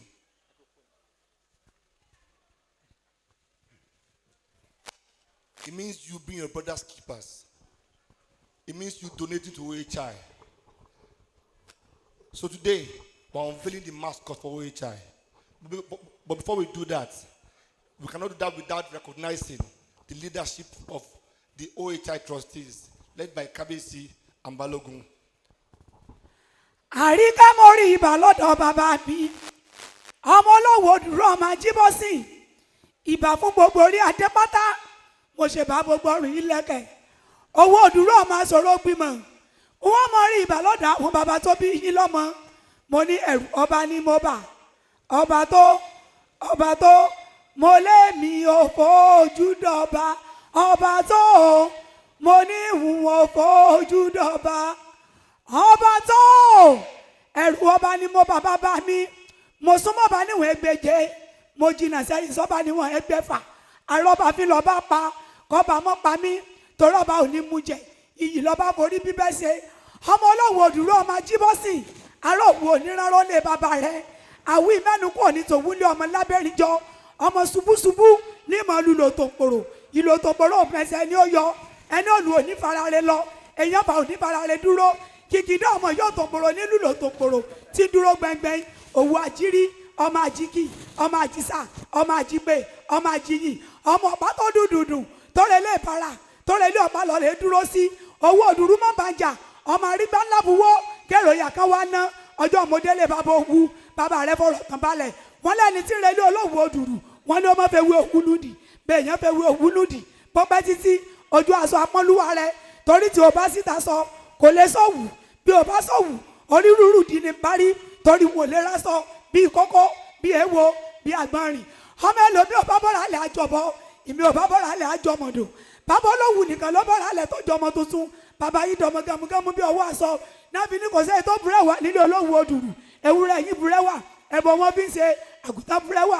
Ẹbọ náà bí ń ṣe ọmọ èèyàn ló burẹ́wà. Orò sì gbé lọ. Ọmọ àjìláyé. Ọmọ àjìlọ́run. Ọmọ ọ̀pá tó dùdùdù. Tó lè lé ọ̀pá. Tó lè lè bàrà dúró sí. Òrìjọ wọn sọ pé bàbá òun ńlá. Wọ́n ló gbógun wọ̀fà rán níṣẹ́. Bàbá Olowu ní ké là. Ìgbà tó délẹ̀ kejì. Wọ́n ló gbógun jì rán níṣẹ́. Bàbá Olowu ní ké là. Ìgbà tó délẹ̀ kẹta. Wọ́n ló lẹ́yẹ gbẹ̀gbẹ̀ta. Wọ́n ló lọ́gọ́rùn ẹrú bíi mẹ́rìndínlógún. Bàbá Olowu sọ pé ṣẹ̀ṣẹ̀ làbọ̀ ni nílé ọmọ lábẹ́rìnjọ. Ọmọkùnrin kú táǹtì. Ẹrù fìnàfìnà ẹrù oògùn. Ẹ bá ń pẹ́ o. Ìran Oníkòyí ni wọ́n. Ogúndùn máa ń pẹ̀fà. Yánbí lólú. Ogúndùn máa ń pẹ̀jẹ. Ogúndùn bàbá rẹ̀ ọdún. Bàbá rẹ̀ ọmọ bẹ̀ndínlógún lójú ogun. Òní máa là. Ọ̀la máa tà. Kò já bẹni tí ó là tán nílé Olowu òdùrú. Nílé ọmọ ajífẹ́ pẹ́sẹ̀rẹ́. Ọmọ amọ́lẹ́sẹ̀ bíi àlárí. Ọmọ àsọ̀rọ̀ gbìmọ̀. ọmọ ẹ̀bùn tí rojú epo ọmọ amúdà lélelelelelele tí bí bá nẹ lórí lábẹ́ níjọ́ ọmọ bàǹjà òun ò lówó ẹbọ nílé ọmọ àwí lójú ọlọ́rọ̀ tọ́lọ́rọ̀ bá wí pọ́n kí lọ́lọ́rọ̀ ó ṣe ọmọ àrẹ lágùnre ọmọ ọ̀rọ̀kọ̀ alábẹ́àmọ́ ọmọ lábẹ́rìnjọ́ ọmọ eríkókò ẹ̀gí ọmọ ọ̀rọ̀ tó pọ̀ lóye má bàǹjà àbẹ́rẹ́ o ọmọ ọlọ́dọ̀ kan tẹ́lẹ́lẹ́lẹ́lẹ́lẹ́lẹ́lẹ́lẹ́lẹ́lẹ́lẹ́lẹ́ ọmọ odò kan tàràrà odò tó sàn wéréke ó sàn wéréke ó dẹ́yìn sílé ó sílé ó dá bàtà ó dẹ́yìn kúlẹ̀ bàbá olówó òdùrù odò kú onígbàlẹ̀ yìí mú alábàjá ò lè ṣiṣẹ́ ìṣọ̀wọ́ oníṣọ̀bọ̀rọ̀ ni ó mú mi odò náà gbẹ ṣọ̀bọ̀rọ̀ yìí wù mí ibi dandan kọ́ mọ́ pálábẹ́ owó òdùrù ọmọ àṣọrò gbìmọ̀ ọmọ àṣọkúngbàdé ọmọ amọ́lẹ́sẹ̀ bíi aláàrí mọ́tán wọ́n lọ wọlé ọmọ àwílójú ọlọ́rọ̀ tọ́lọ́rọ̀ bá gbọ́ kí lọ ọlọ́rọ̀ ó ṣe bọ́gbẹ̀rọ tí lọ sóhùn èdùrú ẹ má jẹ́ òkúta àjà sílé Olówu torí bàbá rẹ lọ́mọ onídìí pé tí ó máa pogún tí ó máa pọgbọ̀n ìgbádùn ilé Olówu wọ́n ló wù mí agídílé bàbá yín àmọ́ àmúlẹ̀ yín sùn mí lọ owó òdùrù ọmọ àṣọrò gbìmọ̀ àgbẹ̀rẹ̀ nìyí ọmọ ọlọ́lá ti ń sá kẹ́kẹ́ àgbẹ̀rẹ̀ ọmọ ọlọ́lá ti ń kábàjá àgbẹ̀rẹ̀ làwọn bàbá rẹ ọmọ ọlọ́lá ti ń sẹ́nu abẹ́jẹ́jẹ́ jẹ́mújẹ àgbẹ̀rẹ̀ nìyí ọmọ ọlọ́lá ti máa ń gbọ́bẹ̀ títún gbàbẹ́ wọn á ní tó. Òwúlé tè ajíbọ̀sí dòṣùpá òwúlé tè kábíyèsí o. Kábíyèsí o. Kábíyèsí o. Can I have a resounding kábíyèsí? Obankie. So that was magical.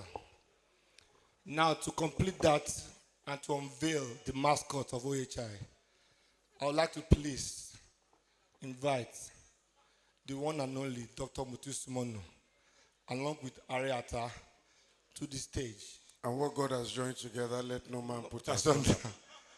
Please give them a round of applause. Mrs. Sumonu, please come with Daddy Sumonu. God bless you.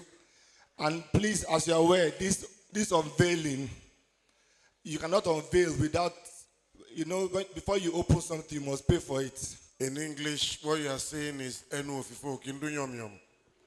And what is M-O-N? Yes. Please go on. What is M-O-N without this, what E-Y? you are about to unveil. So as they are unveiling it, we already have some donations that will be announcing. And you've seen the performance. I'm about to see what nobody has seen. So please, start getting ready to come out. Let's not call you. Come and donate for what you are seeing. Because this is history. This 1 million lives in 10 years. Can I have a round of applause for them as they come up to put their money where their mouth is?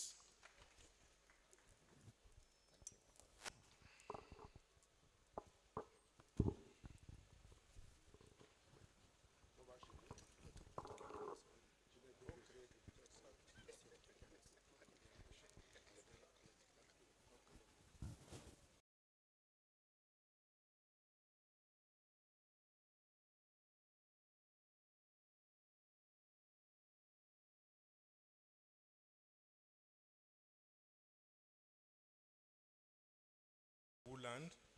I think he must have left.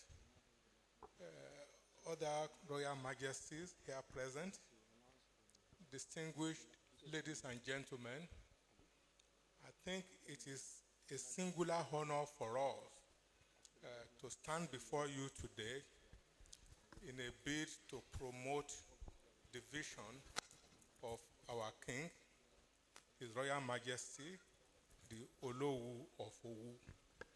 As we have all seen, this is his own initiative, which he has been driving quietly in his own way. But as someone from a very big corporate environment, he likes structure, he likes transparency, he likes governance. And that is why after a few months and years, he decided he wanted to put a structure around the things he has been doing.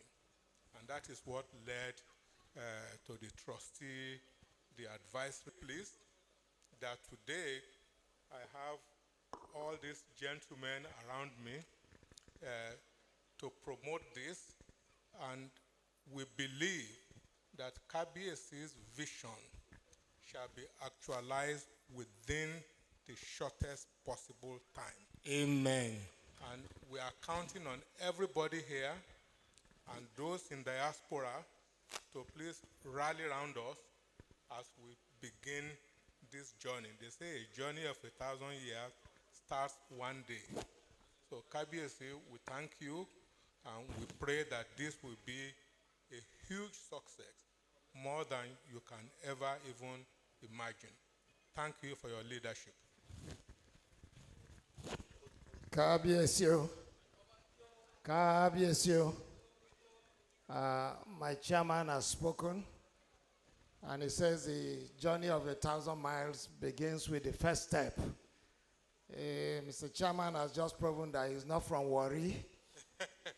KBSC, in Warri, the journey of 1,000 miles begins with the transport fare.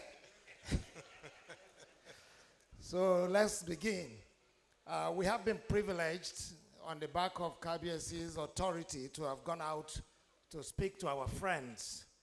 And I believe that after sharing what we've been able to accrue, which is just the beginning, my brother here, Dr. Akintoye, will come to you because we also want you to perform. KBSC, I bring you greetings from the chairman of the launching committee, who unfortunately is unable to be here today. He sends his regrets, but he sends his greetings. And he sends 10 million naira, 10 million naira from Chief Fola Adem. She says to ensure that I read her title very well. I hope I got it right. She's the Amororo. She's from the Amororo royal family. Amororo. From the Amororo family of Owuland, Dr. Mrs. and Dr. Lai Fatona of the Olanlubi Okun royal family of Ilewo Rile, pledging the first tranche, KBSC, 10 million naira, 10 million naira.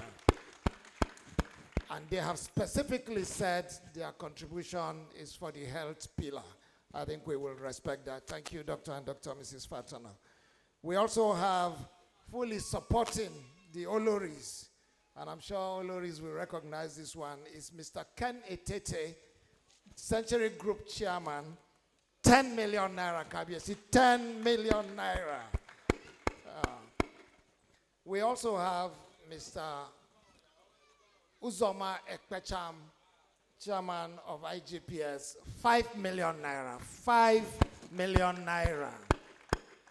KBSC, one of your advisory board members, Osa Igehon, aspiring chief, as I call him, even though he's running, we will catch him. He's already here.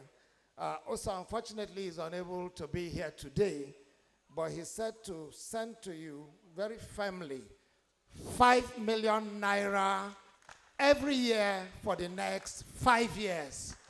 Osa Igehon, thank you very much. KBSC, I like replicating best practices.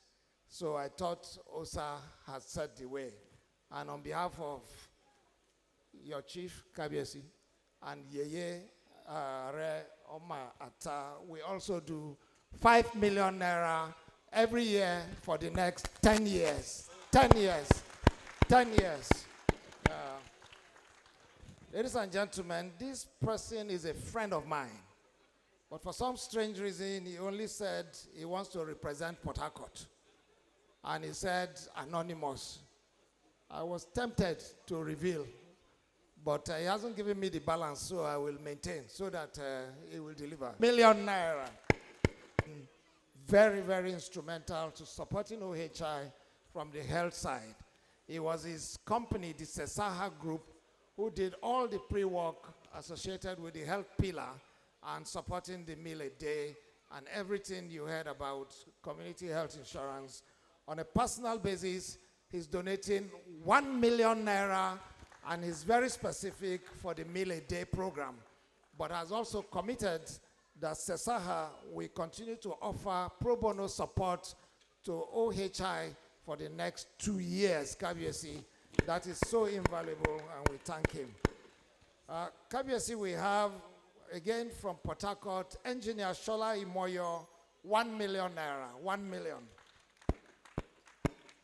We have all the way, who is very far and wide, all the way from Pangshi in Jos. A round of applause for the North. We have Mr. Murphy Erhire, 500,000, and he says it's the first tranche. I don't know if the next one will be 5 million, but Murphy, thank you very much. The Kingdom, and he's supporting OHI with 500,000 naira, 500,000.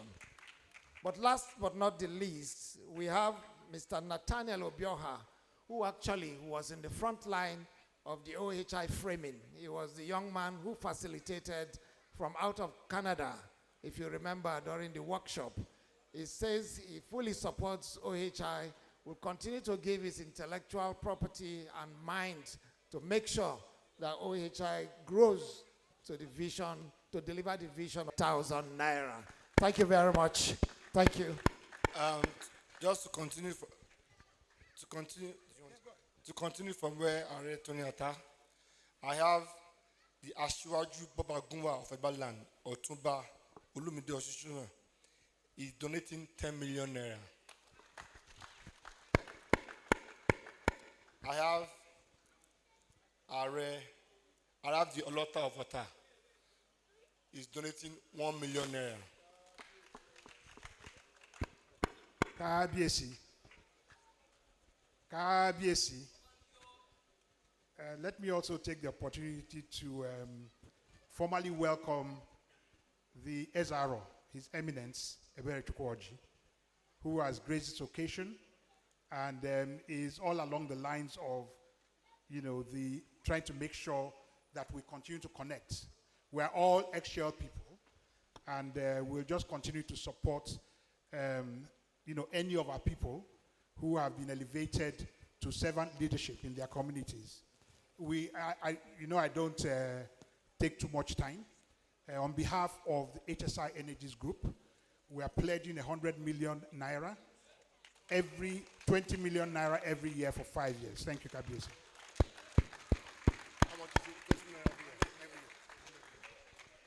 So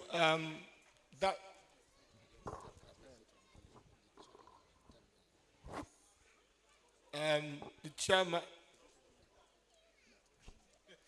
also we'll call people now. Wait, I'm collecting all your money. Wait, don't worry. On behalf of the chairman, Dr. Mdusumanu is also donating 10 million naira. For a start. First tranche. For a start, up chair. So we are now about to unveil. So all of you, before we unveil, just please come. We'll start unveiling gradually. I shall bring in money because you have to bring money to see the full mascot. So first person to set the proper tone. Mr. K, I'm calling you personally so you can commit because you're a good supporter. Come and start small unveiling, please. I will do the unveiling now. I just need to let you know that the third edition comes up next year, 23rd of October. Our guest speaker is Are Afe Babalola, and our special guest of honor, our chairman, is His Excellency, Governor of Lagos State, Mr. Babajide Olushola Sanwo-Olu. Please, let's unveil. I wanted to announce money, but since you want to announce, let me not disturb you. Please continue. Kabesi, good evening, sir. My Royal Majesty, Eze Mamasa. I'm supporting my principal and my boss. I eat from the two cabinets. 1 million naira. And I will give the 1 million naira for still 10 years. Thank you. A round of applause for him. That's 10 million cumulative, 1 million yearly. Thank you very much. On behalf of my people here, K Global, we'll do you 2 million for the next 5 years. Thank you. 2 million for 5 years, 10 million cumulative. I see Kabiesi coming up. You're coming up, sir. You're warming up. Oba McGregor, sir. We are waiting for you. I'll come and meet you. You don't have to stand up. Kila Hanfo Bakpe. Oh, I've been told to let you know that we are having a royal dinner in the McCain next to us. Please do not leave. Don't allow our food waste. Thank you very much. Kabiyesi, I know that Oba McGregor is very big on humanity, very big on humanitarian service. Oba McGregor has said he's donating 1 million naira every year for the next 10 years. Kabiyesi o. Eze Aaron.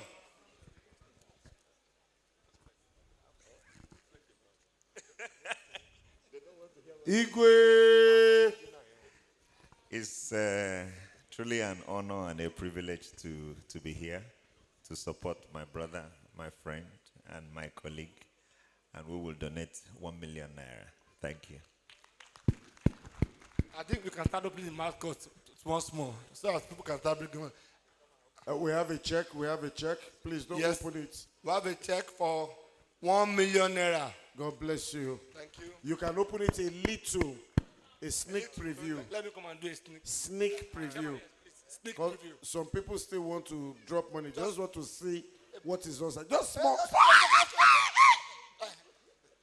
I need money to move it on. You can see that what is under is heavy. Yes. Somebody behind you wants to really see what is under.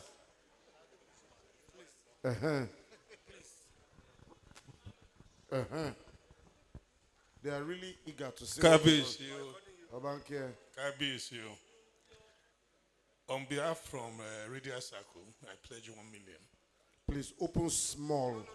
Small.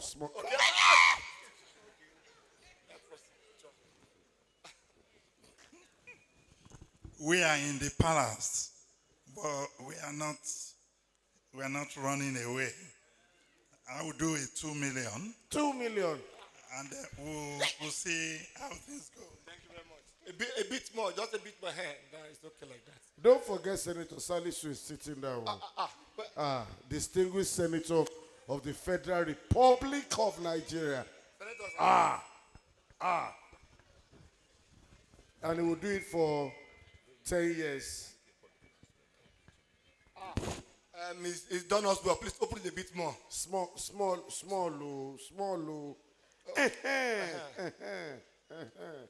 Okay. Where are you going again? There are plenty of people here that are not reading up. I'll go and Omo meet them. Balayinka Oyedeji. That is sir. Igosun Kingdom is here.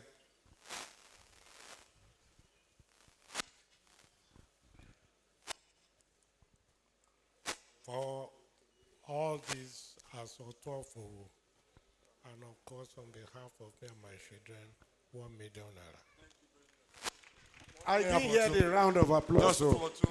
Ireland is in the building. Ireland is in the building. On behalf of myself and my family, I donate 1 million naira. Thank you very much. God bless you, sir. Breakwater. Excellency. Excellency. Thank you. May I suggest that you put the account number of this foundation up where people can see, so that people that do not get the microphone can voluntarily donate at their own convenience. That being said, I'm sure that my dear husband, who is unavoidably present, will contribute to this initiative. But on behalf of Uplift Development Foundation, who aligns with the initiatives of this foundation, we will donate 1 million naira. Thank you, Your Excellency. By the way, the accounts are online. We're live streaming it, and it's on the website as well. Irelu Ajay is right behind Kabiyesi. She Yes, has been yes. winking Irelu at me Ajay. and winking. She has been winking. Emu microphone iwa emilokan. Thank you guys for everything. And Kabiyesi, thank you and thank God we have come this far. Well, this is not the first time I've been drafted to donate. So secondly, I will donate 500,000. Thank you very much. We also have pledge cards available for those who are shy to donate. People like me, it's pledge card we use. Please, let's go round. Let's pass them round. Please, don't forget Ireland. Break water. Let's break some water with this money. You are cheating them. You have not opened it a little more. Chairman, please open it a little more. I'm going to do Aref Babajiro and Yeye Babajiro. We're going to do 5 million naira. 5 million. Open it halfway, please. Halfway. Thank you. Where are we going? Are Babajiro. He has announced 5 million. Okay. Are Babajiro Ronko? Dr. Brian, I'm coming to you. Don't forget the royal banquet is in the marquee besides us. Please, we have dinner prepared. Do not leave us without having dinner, please. Okay, from Dr. Sharafa Ibrahim, 500,000 naira. Okay, open it a little bit more. We are getting there, don't worry. Any million I hear now, we open this thing. Any million we hear. Who wants to be the person to open this thing fully for us? Any million I hear now. Thank you. Any million. Millions. Yes, any million we open it. No, it's 500,000 for 2 years. Okay, we still won't open it. Open small. Who wants to support open it? Who wants to open it? Million. Who wants to open it now? Even if it's 10 million, we'll open it. Even if okay. There's somebody there. I have somebody. Yes. Small please. 10 million like this, we'll open it totally.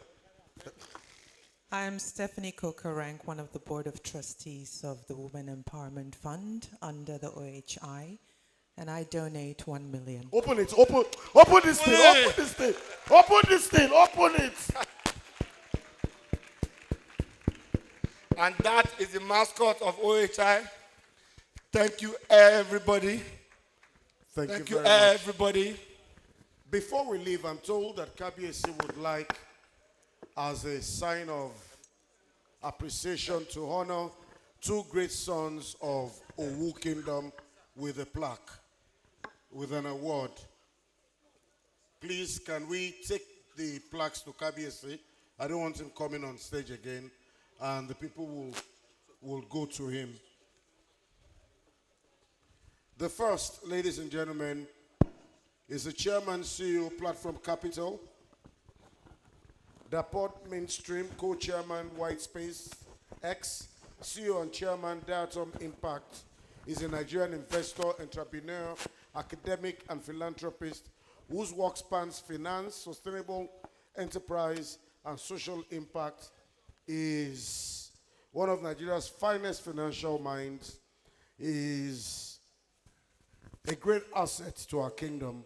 I'm talking about Dr. Akintoye Akindele, and he gets the Distinguished Leadership Award from KBSC this evening. Can I have a round of applause for him? He's not been in the know of this. Congratulations. Please go to KBSC. I don't want KBSC climbing the stairs. KBSC can just stand in front of the stage, and we use the foundation insignia as background.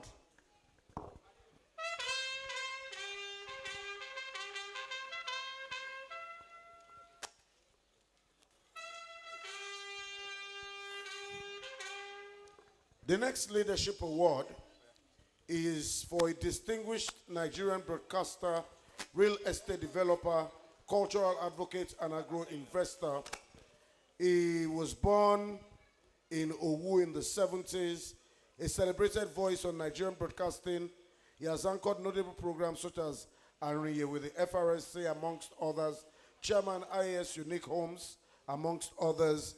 Please welcome Prince Abayomi Akonji Adelani, PKRM, the Paramount King of Radio Majesty. A round of applause for a Paramount King. This is the day I will see a king prostrate flat for a king. Where is Balogun Utotoro?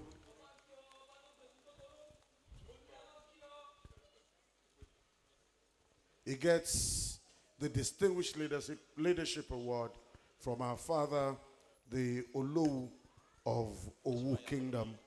A father not just in words, but in deed, an intellectual par excellence, a humanitarian par excellence. Ladies and gentlemen, His Royal Majesty Oba Professor Saka Adelola Matemilola. Eba Misheka BSO.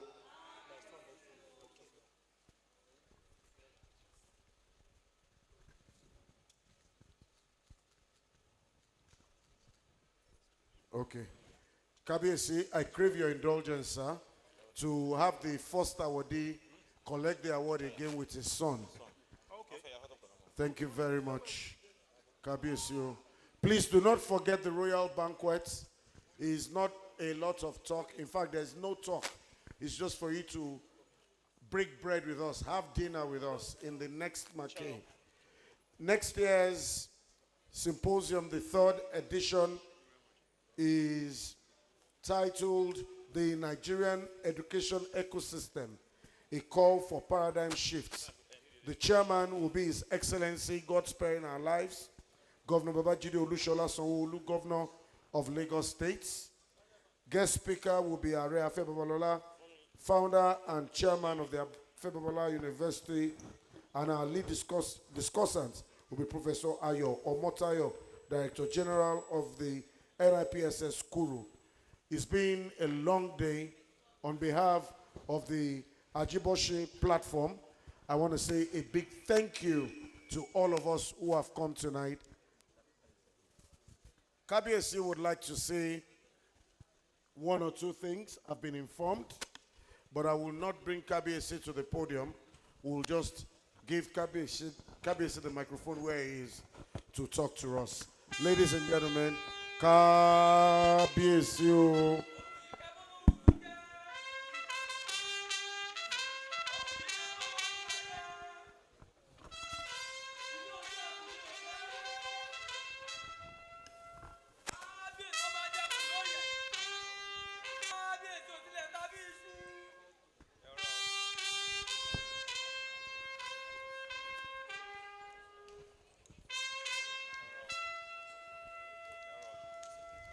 Olufere Obanke. Kábíyèsí Elédùmarè, ọba tó ní àkóso gbogbo nǹkan tó mí àti tí ò mí. Mo kí gbogbo àwọn aláìlọ́wọ́ àti àjọwà mi lẹ́nìí. Adé á pẹ́ lórí o, bàtà á pẹ́ lẹ́sẹ̀. Òkèrè á máa pọ̀ sí láàfin. Mo kí gbogbo àwọn olórí wa náà tán wà níbí. Ẹ ṣé àdúpẹ́ o, ẹ kú ìtọ́jú wa. Mo kí gbogbo àwọn olóyè pápátá látòkè délẹ̀. Lónìí túmọ̀ wa o. I want to particularly welcome His Eminence Eze Oji Eberechukwu, the Ezier of Aro Kingdom, a good friend, a colleague who has come all the way from Abia State, from Aro Chukwu Kingdom, to honor us with his presence. We thank you very much. I want to also thank Kabiesi Owu, where we all migrated in the early 1800s to Abeokuta. Kabiesi, Eshanadukwe. Distinguished ladies and gentlemen, I feel really elated today. I want to thank every one of you who has spared the time to come to join us at the unveiling of Olowu Hope Initiative. Like you heard, it's something that we've been trying to work hard on to restore dignity to our people, especially the ones that have felt hopeless, the ones that have felt neglected. And I want to particularly appreciate all those who have been part of this journey in the last 3 years, supporting us with services, with funds, with their time, and who had helped us to get to where we are today. I want to thank all those who have also contributed today to the funds that will help us reach the 1 million lives that we have a target for in the next 10 years. With the support we are getting, I believe we can even get to 1 million lives way ahead of our 10-year target. And it's all thanks to you, thanks to your support. And I'll pray that God will meet all your demands, and all God will reward you in multiple folds, and God will ease all your affairs as well. I'm aware that a lot of our sons and daughters and our friends have come from far and wide, from outside of Bekuta, from outside Nigeria to be part of this event, and part of it is Olowu, which this event today is part of. I want to thank you very much for taking the time to come all the way to join us for this event. I wish you a very, very happy session with us here in Abeokuta. And I want to thank you again for being part of this initiative and helping us to drive, the fund to get to target of 1 million lives over a short period of time. You to please wait for the Board of Trustees and advisors to please join you for a group picture, if you so permit me. Board of Trustees, Advisory Board, please join us. I want to welcome Kabiesi, the Ataoja of Oshogbo. Eba mi ṣe Kabiesi o. Kabiesi o. Ìlú Òṣogbo ò ní bàjẹ́ o, Òṣogbo òròkì.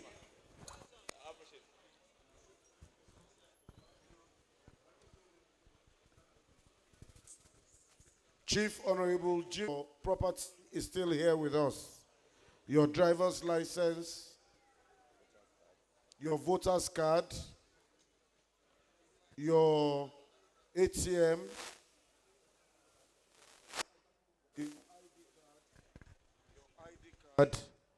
even your picture is here.